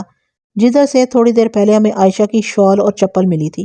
میں تھوڑی دیر پہلے گاؤں کی طرف بھی گیا تھا اور مجھے پتا چلا کہ پولیس تفتیش کرنے یعقوب ترخان کے گھر آئی ہوئی ہے، اور اب آپ یہاں آئے ہیں، اس لیے میں نے آپ سے عائشہ کے قاتل کے بارے میں پوچھا تھا۔ اس کا جواب منطقی طور پر درست تھا، لیکن میں اتنی جلدی مطمئن ہونے والا نہیں تھا۔ میں نے تیز لہجے میں پوچھا، تم نے اتنی دور نہر کے اندر ہمیں دیکھا اور آپ اپنے سامنے دیکھ کر فوراً پہچان بھی لیا؟ کیا یہاں ڈیرے پر کھڑے ہو کر ادھر نہر کے اندرونی حصے میں تمہیں ہماری شکلیں بھی صاف نظر آ رہی تھی؟ نہیں جناب، وہ مسکین سی صورت بنا کر بولا، اتنی دور سے شکل تو صاف نظر نہیں آ سکتی، میں نے آپ لوگوں کی وردیوں کو دیکھ کر اندازہ لگایا تھا۔ ٹھیک ہے، میں نے تمہاری بات کا یقین کر لیا، میں نے سرسری انداز میں کہا، پھر کانسٹیبل کے ہمراہ ڈیرے کے اندر داخل ہوتے ہوئے اضافہ کیا، تمہارے ساتھ یہاں ڈیرے پر اور کون کون ہوتا ہے؟ جی میں اور شونکا، اس نے بتایا۔ بس جی ہم دونوں ہی ادھر ہوتے ہیں اور رانا صاحب کی زمینوں کے کام کی نگرانی کرتے ہیں۔ شوکا کہاں ہے؟ میں نے ادھر ادھر نگاہ دوڑاتے ہوئے پوچھا۔ وہ یہاں ڈیرے پر تو مجھے کہیں نظر نہیں آ رہا۔ وہ جی رانا صاحب کے ساتھ جھنگ گیا ہے، طفیل نے بتایا۔ جھنگ؟ رانا صاحب کے احمد نگر میں موجود نہیں ہے؟ نہیں جی، 2 دن پہلے شونکا کے ساتھ جھنگ گئے ہیں، اس نے بتایا۔ چودھری صاحب کو وہاں کوئی ضروری کام تھا۔ 2 دن پہلے؟ میں نے زیر لب دہرایا۔ تمہارا مطلب وہ جمعے کے دن یہاں سے گئے ہیں؟ نہیں جی، اس نے نفی میں گردن ہلائی، یہ لوگ ہفتے کو دوپہر کے بعد احمد نگر سے نکلے ہیں۔ میں نے اپنے ذہن میں حساب لگایا، آج پیر کا دن تھا، ہفتے کی صبح جھوک زامن کے مچھیرے اللہ دیتا نے کسی خوبصورت عورت کی لاش کی اطلاع دی تھی، اور اسی روز دوپہر تک اس واقعے کی خبر احمد نگر تک پہنچ گئی تھی۔ تو کہیں رانا بہادر علی عائشہ کی عبرتناک موت کی خبر سننے کے بعد تو جنگ کی طرف روانہ نہیں ہو گیا تھا؟ یہ ایک سنسنی خیز سوال تھا، اور اسی سوال نے مجھے طفیل سے پوچھنے پر مجبور کر دیا۔ اچھا، تو رانا صاحب اس دن جنگ گئے ہیں جس روز عائشہ کی لاش نہر میں ملی تھی؟ جی ہاں، وہ جلدی سے اس بات میں گردن ہلاتے ہوئے بولا، بالکل ٹھیک کہہ رہے ہیں۔ کیا رانا صاحب کا پہلے سے جنگ جانے کا پروگرام بنا ہوا تھا یا وہ اچانک ہی روانہ ہو گئے تھے؟ میں نے ایک نہایت اہم سوال کیا۔ یہ تو مجھے پتا نہیں جناب، وہ سادہ سے لہجے میں بولا۔ دوپہر کے بعد شونکا نے مجھے بتایا تھا کہ وہ رانا صاحب کے ساتھ جنگ جا رہا ہے، لہٰذا ڈیرے کا کام مجھے اکیلے ہی سنبھالنا ہوگا۔ بس جی میں سے زیادہ اور کچھ نہیں جانتا۔ رانا صاحب واپس آ جائیں تو آپ ان سے پوچھ لینا۔ ان سے میں ضرور پوچھوں گا، میں نے کہا۔ رانا صاحب کب واپس آئیں گے؟ شاید وہ آج شام تک واپس آ جائیں، اس نے جواب دیا، یا پھر کل کسی بھی وقت۔ اسی گفتگو کے دوران میں نے گھوم پھر کر اچھی طرح ڈیرے کا بھی جائزہ لے لیا تھا، اور مجھے وہاں کوئی مشکوک چیز نظر نہیں آئی تھی۔ وہ عام ڈیروں کی طرح ایک روایتی ڈیرا تھا۔ میں نے وہاں سے رخصت ہونے سے پہلے طفیل سے چند اہم سوالات بھی کیے۔ طفیل، تم کتنے عرصے سے احمد نگر میں رہ رہے ہو؟ جناب ساری زندگی ادھر ہی گزری ہے۔ پھر تو تم یعقوب ترخان کو اچھی طرح جانتے ہوگے، میں نے پوچھا۔ جی ہاں، اس نے اس بات میں گردن ہلائی۔ یہ کیسا بندہ ہے؟ بس جی سیدھا سادہ ترخان ہے وہ، اس نے جواب دیا۔ اور اس کی بیوی؟ اس کی آنکھوں میں الجھن کے آثار پیدا ہوئے۔ میں آپ کی بات نہیں سمجھا تھانے دار صاحب۔ یعقوب تمہاری نظر میں ایک سیدھا سادہ ترخان ہے؟ میں نے طفیل کے چہرے پر نگاہ جماتے ہوئے سوال کیا۔ کیا تم عائشہ کو بھی سیدھی سادی عورت سمجھتے تھے؟ دلوں کے حال تو سونا رب ہی جانتا تھانے دار صاحب، وہ جان چھڑانے والے انداز میں بولا۔ میں کیا کہہ سکتا ہوں جی، میرا کبھی اس عورت سے واسطہ نہیں پڑا تھا۔ میں نے تو عائشہ کے بارے میں ایک بہت ہی خطرناک بات سنی ہے، میں آسانی سے اس کی جان چھوڑنے والا نہیں تھا۔ کیا تمہیں بھی کچھ پتا ہے؟ کون سی خطرناک بات جناب؟ وہ چونک کر مجھے دیکھنے لگا۔ مجھے تو کچھ پتا نہیں، یہ میں نے اندھیرے میں تیر چھوڑا تھا، حالانکہ مقتول عائشہ کے حوالے سے میرے پاس ایسی کوئی سنسنی خیز خبر نہیں تھی۔ اگر میرا یہ تیر نشانے پر لگ جاتا تو طفیل سے بہت ساری کام کی باتیں اگلوائی جا سکتی تھی۔ حیرت ہے، گاؤں میں تو بہت سارے لوگوں کو اس بات کا پتا ہے اور تم ہی بے خبر بیٹھے ہو۔ میں نے اندھیرے میں تیر اندازی کا عمل جاری رکھتے ہوئے کہا۔ کیا شونکا نے کبھی تمہیں عائشہ کے بارے میں کچھ نہیں بتایا؟ نہیں جی، آپ بتائیں، وہ اٹک اٹک کر بولا۔ تم یہ بات جانتے ہو نا، عائشہ ایک دلکش اور خوبصورت عورت تھی، میں نے بدستور اس کی آنکھوں میں جھانکتے ہوئے کہا۔ جی، اس کے چہرے پر رونق آ گئی۔ یہ بات تو پورے پنڈ کو پتا تھی، اور عائشہ کے مقابلے میں یعقوب ترخان کچھ بھی نہیں ہے، میں نے کہا۔ گنجا اور بے ڈھنگا ہے نا؟ جی ہاں، بالکل ٹھیک کہہ رہے ہیں، وہ اس بات میں گردن ہلاتے ہوئے بولا۔ لیکن ابھی تک آپ نے عائشہ کی وہ خطرناک بات نہیں، میں اسی طرف آ رہا ہوں۔ عائشہ جیسی حسین و جمیل عورت پر ایک سے بڑھ کر ایک مرد عاشق ہو سکتا تھا، اور ایسا ہوا بھی تھا۔ تم اس بارے میں کیا کہتے ہو؟ عائشہ کا کسی کے ساتھ چکر چل رہا تھا؟ اس کے چہرے پر ایک رنگ سا آ کر گزر گیا۔ مجھے یہ اندازہ لگانے میں قطعاً کوئی دشواری نہیں ہوئی کہ طفیل عائشہ کے کسی ایسے چکر سے ضرور واقف تھا۔ میرے لیے بس اتنا اشارہ ہی کافی تھا۔ میں نے تیز نظر سے اسے گھورا تو وہ گھگیانے والے انداز میں بولا۔ اور تھانے دار صاحب، میں اس بارے میں کیا کہہ سکتا ہوں؟ جب تک انسان اپنی آنکھوں سے نہ دیکھے منہ سے کوئی بات نہیں نکالنا چاہیے۔ طفیل کے اس مصلحت بھرے جواب نے میرے شک کو یقین میں بدل دیا۔ اس کا کنی کاٹنا اس امر پر دلالت کرتا تھا کہ دال میں کچھ کالا ضرور ہے اور وہ اس کالے سے بخوبی واقف ہے، یعنی وہ عائشہ کے کسی مرد کے ساتھ چکر سے آگاہ ہے، مگر مجھے بتانا نہیں چاہتا۔ اس یقین کے بعد میں نے ذرا مختلف انداز میں اسے گھسنے کی کوشش کی۔ میرا انداز اور لب و لہجہ دوستانہ تھا۔ ٹھیک ہے طفیل، اگر تم مجھ سے کچھ چھپانا چاہتے ہو تو تمہاری مرضی ہے۔ میں نے کہا، میں تم پر زیادہ زور نہیں دوں گا، لیکن اگر یہی بات مجھے تمہارے جوڑی دار شونکا کی زبانی پتہ چلی تو پھر میں تمہاری کھال ادھیڑ کر رکھ دوں گا۔ شونکا آپ کو کبھی نہیں بتائے گا کہ بے سختہ اس کی زبان سے پھسل گیا، تاہم فوراً ہی اس نے زبان کو بریک بھی لگا دیے۔ طفیل کی حالت دیدنی تھی۔ میں اسے کھا جانے والی نظر سے گھور رہا تھا اور وہ مجھ سے نگاہ ملانے سے کترا رہا تھا۔ اس کے چہرے کے تاثرات سے یہی ظاہر ہو رہا تھا کہ وہ بے خیالی میں کوئی نہایت ہی اہم راز منکشف کرنے جا رہا تھا، لیکن اپنی غلطی کا احساس ہوتے ہی اس نے زبان روک لی تھی۔ شونکا مجھے کیا نہیں بتائے گا؟ میں نے غصیلے لہجے میں پوچھا۔ وہی نا جو تم بھی جانتے ہو، اور اس معاملے کا تعلق یعقوب ترکھان کی حسین و جمیل بیوی سے ہے۔ نہیں، میں کچھ نہیں جانتا، وہ گڑ گڑانے لگا۔ مجھے معاف کر دے، میں نے کچھ نہیں کیا۔ جب تم نے کچھ نہیں کیا تو تمہارا دم کیوں نکل رہا ہے؟ میں نے اسے دبکا مارا۔ اور میں نے تمہارے کچھ کرنے یا نہ کرنے کی بات ہی کب کی ہے؟ میں نے تو تم سے صرف یہ پوچھا ہے کہ تمہارا پیٹی بھائی اور جوڑی دار شونکا مجھے کیا نہیں بتائے گا؟ اور وہ جی بس ایسے ہی میری زبان سے نکل گیا تھا، وہ اپنی بگڑی کو بنانے کی کوشش کرتے ہوئے بولا، ورنہ ایسی تو کوئی بات ہی نہیں جو شونکا یا میں آپ کو بتائیں۔ اس کا بے سختہ پن میں کچھ کہہ جانا، پھر غلطی کا احساس ہوتے ہی اس بیان کی لیپا پوتی کرنا اس امر کا بین ثبوت تھا کہ وہ مقتولہ عائشہ کے کسی خفیہ معاملے سے پوری طرح آگاہ تھا، بلکہ اس کا ساتھی شوکت عرف شونکا بھی اس راز سے بخوبی واقف تھا۔ فوری طور پر میری سمجھ میں یہی آیا کہ ممکن ہے شونکا ہی سے عائشہ کا ربط ضبط ہو اور اسی نے عائشہ کو موت کے گھاٹ اتارنے کے بعد نہر میں پھینک دیا ہو تاکہ اس کی لاش بہتے ہوئے کہیں سے کہیں نکل جائے۔ میں نے اپنے ذہن میں ترتیب پانے والے خیالات کو طفیل یا سیٹھی پر عیاں نہیں کیا اور طفیل کی آنکھوں میں دیکھتے ہوئے سنسناتے ہوئے لہجے میں کہا، ٹھیک ہے طفیل، یہ بات ایسے ہی تمہاری زبان سے نکل گئی ہے نا، کوئی بات نہیں، تو میرے ساتھ تھانے چلو۔ زبان کی اس بیماری کا بڑا شافی علاج ہے میرے پاس، آئندہ کبھی یہ ایسی غلطی نہیں کرے گی۔ اس کا رنگ اڑ گیا۔ آپ مجھے وہ تھانے کیوں لے جا رہے ہیں؟ میں نے کیا کیا ہے؟ کانسٹیبل وسیم سیٹھی نے اس کی کمر پر ایک لات رسید کرتے ہوئے کہا، تم نے سنا نہیں ملک صاحب نے کیا کہا ہے؟ تھانے میں تمہاری زبان کا علاج کریں گے، چلو آگے لگو۔ وہ دونوں ہاتھ جوڑ کر اور گڑ گڑا کر التجا کرنے لگا کہ ہم اسے اپنے ساتھ تھانے نہ لے کر جائیں۔ اس موقع پر میں نے ایک پینترا کھیلا اور وسیم سیٹھی سے کہا، سیٹھی اگر یہ بندہ ادھر ڈیرے پر ہی ہمیں سب کچھ صاف صاف بتا دے تو میرا خیال ہے اسے تھانے لے جانے کی ضرورت نہیں۔ ٹھیک ہے ملک صاحب، سیٹھی نے مانی خیز انداز میں کہا، پھر طفیل کی طرف دیکھتے ہوئے کرخت لہجے میں بولا، چل بھائی شروع ہو جاؤ، ملک صاحب کو جلدی سے بتاؤ کہ عائشہ کا کس بندے کے ساتھ چکر تھا، شاباش جلدی۔ طفیل آئیں بائیں شائیں کرنے لگا۔ میں سمجھ گیا کہ اس کے سینے میں کوئی بہت ہی اہم اور خطرناک راز پوشیدہ ہے اور وہ اتنی آسانی سے زبان نہیں کھولے گا۔ میں نے ڈیرے پر وقت برباد کرنا مناسب نہ سمجھا اور طفیل کو گرفتار کر کے اپنے ساتھ تھانے لے آیا۔ واپسی کے لیے میں نے پختہ سڑک والے راستے کا انتخاب کیا تھا۔ جب ہم مذکورہ سڑک کی طرف آتے ہوئے احمد نگر گاؤں کے اندر سے گزر رہے تھے تو وہاں کے باسیوں کی نگاہیں ہم پر ہی لگی ہوئی تھیں۔ میں ان سب کے ذہن میں یقیناً یہی سوال ہوگا کہ میں نے طفیل کو کیوں گرفتار کیا ہے، کیا وہ عائشہ کا قاتل ہے؟ اس رات میں اپنے بستر پر لیٹا کافی دیر تک جاگتا رہا۔ تھانے واپسی میں ہمیں شام ہو گئی تھی اور تھکن سے میرا برا حال تھا۔ آج کا پورا دن افراتفری اور بھاگ دوڑ میں گزرا تھا۔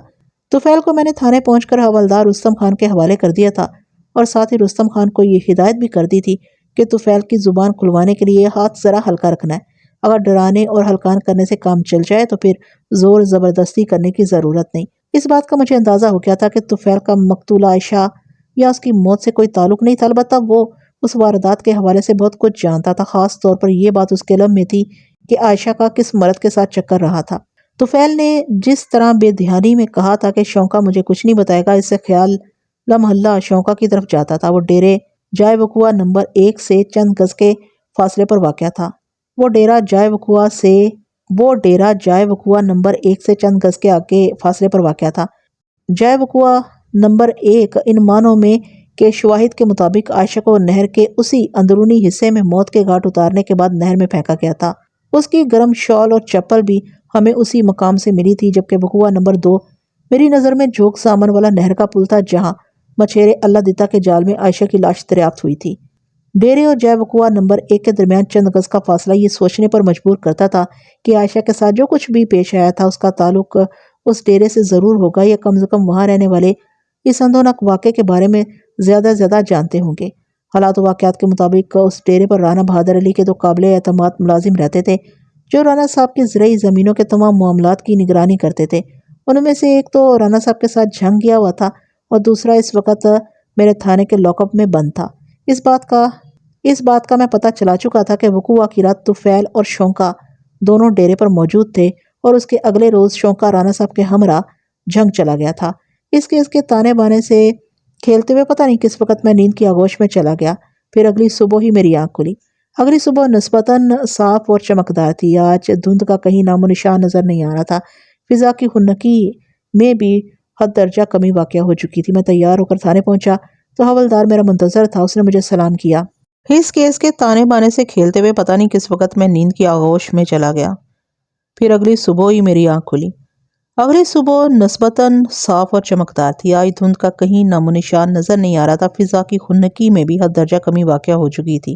میں تیار ہو کر تھانے پہنچا تو حوالدار میرا منتظر تھا۔ اس نے مجھے سلام کیا۔ میں اپنے کمرے میں آ کر بیٹھا تو وہ بھی وہیں چلا آیا۔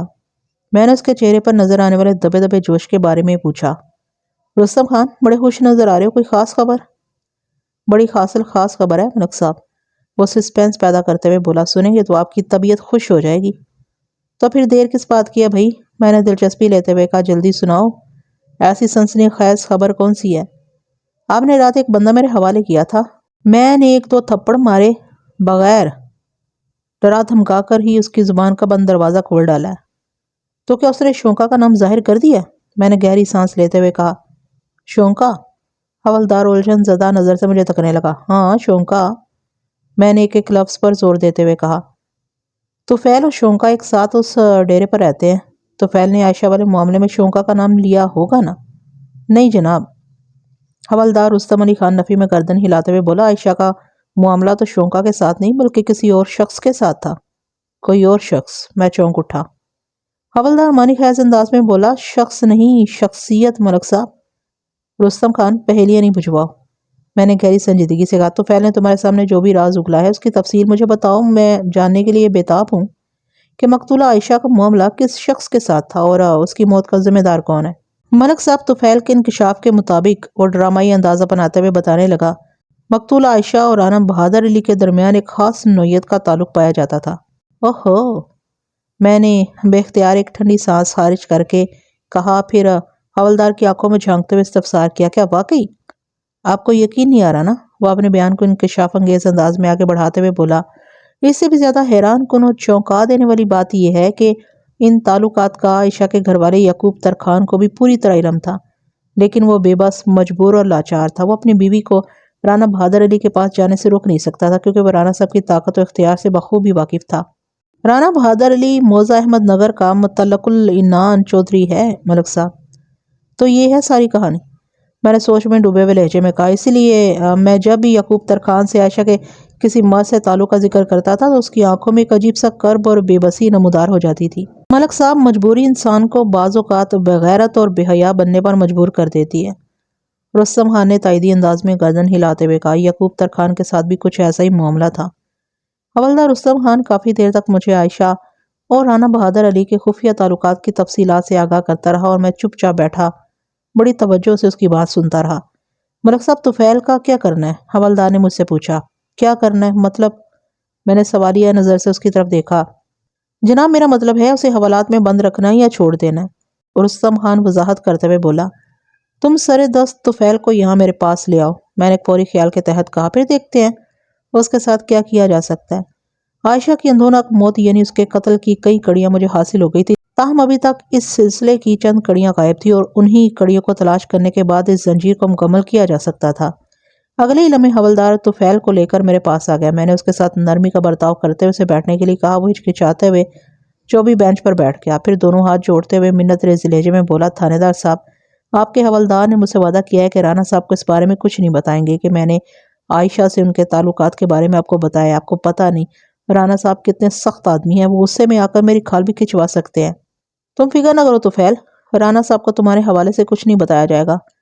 میں نے تسلی امیز لہجے میں کہا، تم نے قانون کے ساتھ تعاون کیا تو قانون تمہاری حفاظت بھی کرے گا۔ جی بہت بہت شکریہ۔ اس کے چہرے پر اطمینان جھلکنے لگا۔ ڈرتے ڈرتے اس نے پوچھ لیا، کیا اب مجھے جانے کی اجازت ہے؟ ہاں اب تم واپس جا سکتے ہو، لیکن جاتے جاتے میرے ایک دو سوالات کے بالکل درست جواب بھی دیتے جاؤ، میں نے پرسوچ انداز میں کہا۔ جی حکم تھانے دار صاحب۔ وہ گہری سنجیدگی سے مجھے تکنے لگا۔ تم نے مجھے بتایا تھا کہ رانا بہادر علی اور شونکا ہفتے کو دوپہر کے بعد جھنگ گئے تھے۔ میں نے اس کی آنکھوں میں دیکھتے ہوئے کہا، ہفتہ یعنی 25 فروری؟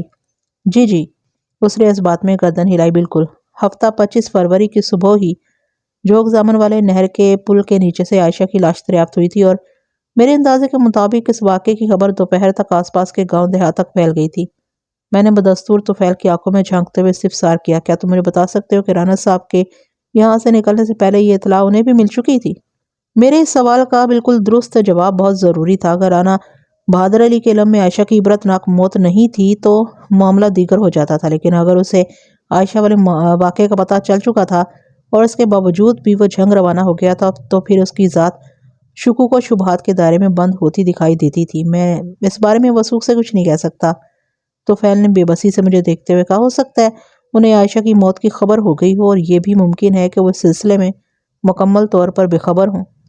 ہاں، میں نے گمبھیر انداز میں کہا، تم نے وہاں ڈیرے پر ہی بتایا تھا نا کہ ہفتہ 25 فروری کی دوپہر شوکت عرف شونکا تمہارے پاس آیا اور اس نے تم سے کہا کہ وہ رانا بہادر علی کے ساتھ جھنگ جا رہا ہے، لہٰذا ڈیرے کا انتظام انصرام تمہیں ہی سنبھالنا ہے۔ جی میں نے یہی کہا تھا، وہ سر کو اسپاتی جنبش دیتے ہوئے بولا، اور یہی حقیقت بھی ہے۔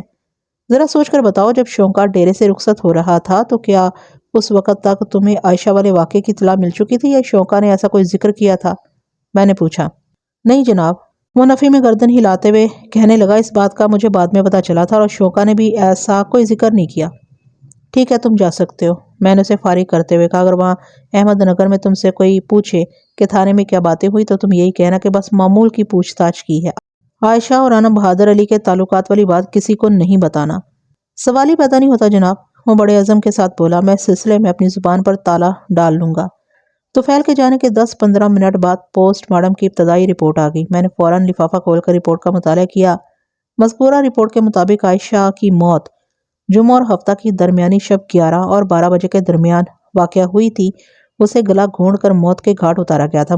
موت کے منہ میں جانے سے قبل اس نے اپنی سلامتی اور بقا کے لیے بہت ہاتھ پاؤں مارے تھے، اور اسی کوشش میں اس کی چوڑیاں ٹوٹ گئی تھیں، جن کے کانچ کی وجہ سے اس کی کلائیاں بری طرح زخمی ہو گئی تھیں۔ اس رپورٹ کے ساتھ ہی عائشہ کی پوسٹ مارٹم شدہ لاش بھی سرکاری اسپتال سے تھانے پہنچا دی گئی تھی۔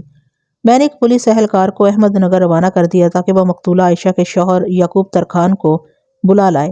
عائشہ کی لاش یعقوب کے حوالے کرنا تھی۔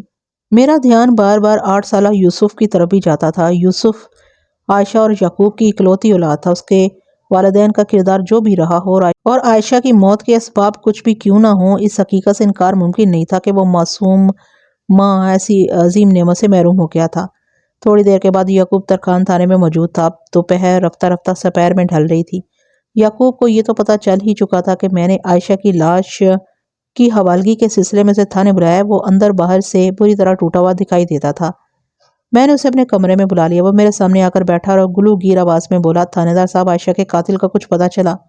ہاں، کچھ نہیں بلکہ بہت کچھ پتہ چل چکا ہے مجھے، میں نے معنی خیز لہجے میں کہا۔ کیا؟ وہ لکنت زدہ انداز میں مستفسر ہوا۔ یہ کہ تمہاری بیوی کو جمعہ اور ہفتہ کی درمیانی رات 11 اور 12 بجے کے درمیان گلا گھونٹ کر موت کے گھاٹ اتارا گیا تھا، میں نے گہری سنجیدگی سے کہا۔ اس بدنصیب نے اپنی جان بچانے کے لیے بہت ہاتھ پاؤں مارے، لیکن ظالم قاتل نے اس کی پیش نہیں چلنے دی۔ اسی مزاحمت کے دوران میں اس کی چوڑیاں ٹوٹتی رہیں اور کلائیاں زخمی ہوتی رہیں۔ نہر کے کنارے پر جہاں جھاڑیوں میں سے عائشہ کی چادر اور چپل ملی، وہیں آس پاس ٹوٹی ہوئی چوڑیوں کے ٹکڑے بھی ملے تھے۔ اغلب امکان اسی بات کا ہے کہ اسی مقام پر زوراور قاتل نے عائشہ کی زندگی کا چراغ گل کیا اور پھر اس کی لاش کو سپرد نہر کر دیا تھا۔ مگر یہ ساری باتیں تو آپ نے پہلے بھی مجھے بتائی ہیں، وہ الجھن زدہ نظر سے مجھے دیکھتے ہوئے بولا۔ اس میں نیا کیا جناب؟ اس میں نیا یہ ہے کہ تمہاری بیوی کے رانا بہادر علی کے ساتھ بڑے گہرے تعلقات تھے، میں نے اس کی آنکھوں میں بہت دور تک دیکھتے ہوئے سرسراتی ہوئی آواز میں کہا۔ کیا؟ یعقوب ترکھان کو اس طرح جھٹکا لگا جیسے اس نے بے دھیانی میں بجلی کے ننگے تار کو چھو لیا۔ وہ چھچھراتی ہوئی آواز میں اس نے پوچھا، یہ آپ کیا کہہ رہے ہیں جناب؟ میں جو کچھ کہہ رہا ہوں بڑے وثوق کے ساتھ کہہ رہا ہوں، میں نے ایک لفظ پر زور دیتے ہوئے کہا، اور اس سلسلے میں نے مکمل تصدیق کر لی ہے۔ مجھے پتہ چلا کہ تمہاری بیوی اکثر رات کی تاریکی میں رانا بہادر علی سے ملنے اس کے ڈیرے پر جایا کرتی تھی۔ وقوعہ کی رات بھی وہ اسی مقصد کے ساتھ گھر سے نکلی تھی اور پھر اسے ایک حادثہ پیش آ گیا۔ میں بات ختم کر کے اس کے چہرے کے تاثرات کا جائزہ لینے لگا۔ یعقوب ترخان کے چہرے پر مجھے زلزلے کے آثار دکھائی دیے۔ بے حد ٹوٹے ہوئے لہجے میں اس نے کہا، یہ ساری باتیں آپ کو کس نے بتائی ہیں؟ یعقوب، میں نے ٹھہرے ہوئے انداز میں اسے مخاطب کیا، تم پیڑ نہیں گنو، صرف آم کھانے سے غرض رکھو۔ یہ بتاؤ کہ آم میٹھے ہیں یا کھٹے؟ جی جناب، آپ ٹھیک کہہ رہے ہیں، وہ مردہ سی آواز میں بولا۔ اور تمہیں عائشہ اور رانا بہادر علی کے تعلقات کا علم تھا؟ میں نے ہمدردی بھرے لہجے میں کہا، لیکن تم مجبور اور بے بس تھے۔ رانا بہادر علی کے سامنے تمہیں دم مارنے کی ہمت نہیں تھی، لہٰذا تم نے بغیرتی کی زندگی کو اپنا نصیب سمجھ لیا تھا اور چپ چاپ یہ گھناؤنا تماشا دیکھ رہے تھے۔ اس کی آنکھیں چھلک آئیں اور وہ ننھے بچوں کے مانند بلک بلک کر رونے لگا۔ ان لمحات میں مجھے اس لاچار شوہر پر بے پناہ ترس آیا۔ میں نے اسے رونے دیا تاکہ اس کے دل کا غبار دھل جائے۔ تھوڑی دیر کے بعد وہ اپنی آنکھیں صاف کرتے ہوئے بولا، تھانے دار صاحب، میں کیا کر سکتا تھا؟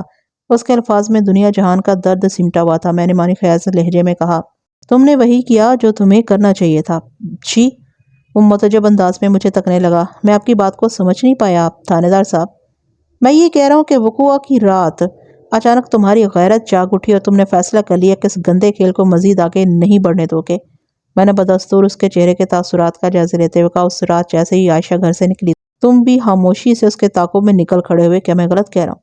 میں اپنے ذہن میں ترتیب پانے والی کہانی کی روشنی میں یعقوب ترخان کو گھسنے کی کوشش کر رہا تھا۔ ایک لمحے تذبذب میں رہنے کے بعد اس نے جواب دیا، اس کے لہجے میں قطعیت کا عنصر شامل تھا، نہیں جناب، بالکل ٹھیک کہہ رہے ہیں آپ۔ اور پھر تم دبے قدموں عائشہ کا تعاقب کرتے ہوئے بہادر علی کے ڈیرے کے قریب پہنچ گئے۔ میں نے ٹھوس انداز میں کہا، پھر تم نے اس کا کام تمام کر دیا۔ میرا لہجہ اتنا اٹل تھا کہ وہ لرز کر رہ گیا۔ بے سختہ اس کے منہ سے نکلا، کاش میں ایسا کر سکتا۔ کیا مطلب؟ میرے چونکنے کی باری تھی۔ کیا تم نے عائشہ کا گلا گھونٹنے کے بعد اسے موت کے منہ میں نہیں دھکیلا تھا؟ نہیں جناب، وہ شدت سے نفی میں گردن چھٹکتے ہوئے بولا، میں گھر سے نکلا تو اسی ارادے سے تھا، لیکن مجھے اپنے مقصد میں کامیابی حاصل نہیں ہو سکی تھی۔ کوئی مجھ پر سبقت لے گیا تھا۔ کوئی کون؟ میں پوچھے بنا نہ رہ سکا۔ شونکا، وہ مضبوط لہجے میں بولا۔ تمہارا مطلب ہے رانا بہادر علی کے ملازم شونکا نے تمہاری بیوی عائشہ کا گلا گھونٹ کر موت کے گھاٹ اتارا تھا؟ میں نے استفسار کیا۔ جی بالکل، میں نے اپنی آنکھوں سے یہ منظر دیکھا تھا۔ وہ سر کو اثباتی جنبش دیتے ہوئے بولا، حالانکہ اس رات میں عائشہ کو ٹھکانے لگانے کی نیت سے ہی گھر سے نکلا تھا، میری برداشت جواب دے گئی تھی۔ میں بے غیرتی کی زندگی جیتے جی خود کو ایک زندہ لاش سمجھنے لگا تھا۔ میں نے ہمت کر کے یہ فیصلہ کیا تھا کہ عائشہ کا کام تمام کر کے اس اذیت کا خاتمہ کر دوں گا، لیکن یہ نیک کام میرے ہاتھوں سے نہ ہو سکا۔ بات کے اختتام پر وہ ایک مرتبہ پھر سسک اٹھا۔ پھر میرے استفسار پر اس نے بتایا کہ وقوعہ کی رات وہ عائشہ کے پیچھے ہی گھر سے نکل گیا تھا۔ تھوڑا فاصلہ رکھ کر وہ عائشہ کا تعاقب کرتے ہوئے اس مقام تک جا پہنچا جہاں مجھے عائشہ کی سرخ گرم شال اور چپل پڑی ملی تھی، اور وہیں اس نے ایک عجیب منظر دیکھا۔ جھاڑیوں کے کب سے ایک شخص اچانک برآمد ہوا اور اس نے عائشہ کو زیر کرنے کی کوشش کی۔ عائشہ اپنے تحفظ میں ہاتھ پاؤں چلانے لگی۔ یہ منظر دیکھ کر وہ ہکا بکا رہ گیا۔ اس نے حملہ آور کو پہچان لیا، لیکن اس کی سمجھ میں نہیں آ رہا تھا کہ شونکا عائشہ کی زندگی کا چراغ گل کرنے کے در پہ کیوں ہے، اور جب تک وہ کچھ سمجھ پاتا شونکا اپنے مقصد میں کامیاب ہو چکا تھا۔ عائشہ کی موت کا ایک عینی شاہد مجھے مل گیا تھا، لیکن یہ عینی شاہد یعنی یعقوب ترخان یہ نہیں جانتا تھا کہ شونکا نے عائشہ کو موت کے گھاٹ کیوں اتارا تھا۔ اس کے مطابق جب اس نے عائشہ کو بے دم ہوتے دیکھا تو دبے قدموں واپس چلا گیا۔ اسے نہیں معلوم تھا کہ شونکا نے کب اور کیسے عائشہ کو سپرد نہر کیا تھا۔ تم نے یہ ساری باتیں مجھے پہلے کیوں نہیں بتائیں؟ اس کے خاموش ہونے پر میں نے استفسار کیا۔ رانا بہادر علی کے ڈر سے، وہ سہمے ہوئے لہجے میں بولا، اور پھر اپنی بیوی کے کالے کرتوتوں کی کہانی کس منہ سے سناتا؟ آخری جملہ اس نے بڑے کربناک انداز میں ادا کیا تھا۔ میں نے سمجھانے والے انداز میں کہا، دیکھو یعقوب، جو ہونا تھا وہ ہو چکا۔ میں تمہاری بیوی کو تو واپس نہیں لا سکتا، لیکن یہ میرا تم سے وعدہ ہے کہ شونکا کو ضرور کیفر کردار تک پہنچا کر دم لوں گا، اور سلسلے میں مجھے تمہاری گواہی کی ضرورت پیش آئے گی۔ تم اس سندونک واقعے کے چشمدید گواہ ہو۔ مجھے امید ہے کہ تم قانون کے ساتھ بھرپور تعاون کرو گے۔ اس نے اس بات میں گردن ہلا کر اپنے تعاون کا یقین دلایا۔ میں نے ضروری کاغذی کارروائی کے بعد عائشہ کی پوسٹ مارٹم شدہ لاش اس کے حوالے کر دی۔ 28 فروری کی شام عائشہ کو سپرد خاک کر دیا گیا۔ اگلے روز یعنی 29 فروری کی دوپہر کو رانا بہادر علی اپنے چمچے خاص شونکا کے ہمراہ جھنگ سے واپس آ گیا۔ 29 فروری کے ذکر پر چونکنے کی ضرورت نہیں، مجھے اچھی طرح یاد ہے۔ وہ لیپ کا سال تھا۔ گزشتہ روز یعقوب ترخان کی زبانی جو سنسنی خیز اور عبرتناک اور عبرت انگیز انکشافات ہوئے تھے، ان کے پیش نظر میں نے شونکا کی گرفتاری کا بڑا شافی بندوبست کر رکھا تھا، لہٰذا جیسے ہی اس نے احمد نگر میں قدم رکھا، میرے سادہ لباس چاقو چوبند اہلکاروں نے اسے گرفتار کر کے تھانے کے حوالات میں پہنچا دیا۔ شونکا کی گرفتاری پر رانا بہادر علی نے بڑی اچھل کود مچائی تھی، لیکن میں نے کوئی پرواہ کیے بغیر شونکا کو تفتیش کی چکی میں پیس ڈالا۔ شونکا کے خلاف میرے پاس اتنا ٹھوس ثبوت تھا کہ وہ زیادہ دیر تک تفتیش کے سامنے مزاحمت نہ کر سکا اور اس نے عائشہ کے قتل کا اقبال کر لیا۔ شونکا نے پہلے تو اس قتل کا سارا ملبہ اپنی ذات پر ہی ڈالنے کی کوشش کی، لیکن میں یہ ماننے کو تیار نہیں تھا کہ جو عورت رانا بہادر علی کی منظور نظر ہو اسے شونکا نے اپنی مرضی سے موت کے گھاٹ اتار دیا تھا۔ لیکن میں یہ ماننے کو تیار نہیں تھا کہ جو عورت رانا بہادر علی کی منظور نظر ہو اسے شونکا نے اپنی مرضی سے موت کے گھاٹ اتار دیا تھا۔ جب میں نے تفتیش کے مخصوص گر آزمائے تو وہ یہ بتانے پر مجبور ہو گیا کہ یہ قتل اس نے رانا بہادر علی کے ایما پر کیا تھا۔ میں نے پہلی فرصت میں رانا بہادر علی کو شریک جرم بلکہ اس جرم کی اصل جڑ نامزد کرتے ہوئے شامل تفتیش کر لیا۔ پہلے تو رانا بہادر علی مجھے اپنے تعلقات سے ڈرانے کی کوشش کرتا رہا، لیکن میں نے جب اس کی ہر دھمکی کو جوتے کی نوک پر رکھا تو وہ راہ راست پر آ گیا۔ میری کڑی تفتیش کے جواب میں اس نے بتایا کہ عائشہ نے اس کے ساتھ غداری کی تھی۔ وہ اس کے سیاسی حریف ملک کریم بخش آف جمال کوٹ کے ساتھ مل گئی تھی اور احمد نگر کی اہم خبریں جمال کوٹ پہنچا رہی تھی، لہٰذا اس نے عائشہ کا کام تمام کروانے کے بعد اسے نہر میں پھینکوا دیا۔ اس کا منصوبہ یہ تھا کہ عائشہ کی لاش جمال کوٹ کے علاقے میں نہر سے برآمد ہو تاکہ اس کے قتل کا شک ملک کریم بخش کی طرف چلا جائے جو اس کا سیاسی حریف تھا۔ اس منصوبے کو کامیاب بنانے کے لیے اس نے جمال کوٹ میں اپنے ایک ایسے بندے کو بھی تعینات کر دیا تھا جو نہر میں سے عائشہ کی لاش کو دریافت کرتا، لیکن رانا بہادر علی کی بدقسمتی سمجھ لیں یا وقت کی ستم ظریفی کہ عائشہ کی لاش نہر کے سست رو پانی میں بہتے ہوئے اللہ دیتا کے جال میں جا پھنسی۔ اگر اللہ دیتا مچھیرے نے جوگ سامن میں نہر کے اندر اپنا جال نہ پھیلایا ہوتا تو یقیناً عائشہ کی لاش بہتے ہوئے جوگ سامن سے آگے نکل جاتی اور پھر جمال کوٹ میں پہنچ کر دریافت ہوتی، لیکن تقدیر کے آگے تدبیر کی کب چلتی ہے۔ عائشہ کا کردار اس کا اور اللہ کا معاملہ تھا اور وہ اپنے اچھے برے اعمال کے لیے اپنے معبود کو جواب دیتی، لیکن زمینی حقائق یہ تھے کہ اس کا خون ہوا تھا اور یہ خون ناحق انصاف کا طلبگار تھا۔ میرا یہ فرض بنتا تھا کہ میں اس کے قاتل بلکہ قاتلوں کو عدالت سے قرار واقعی سزا دلواؤں، لہٰذا میں نے رانا بہادر علی اس کے نمک خوار شونکا کے خلاف بڑا مضبوط چالان تیار کر کے انہیں حوالہ عدالت کر دیا تاکہ دوسروں کے لیے نمونہ عبرت ثابت ہو۔ ہس کم جہاں پاک۔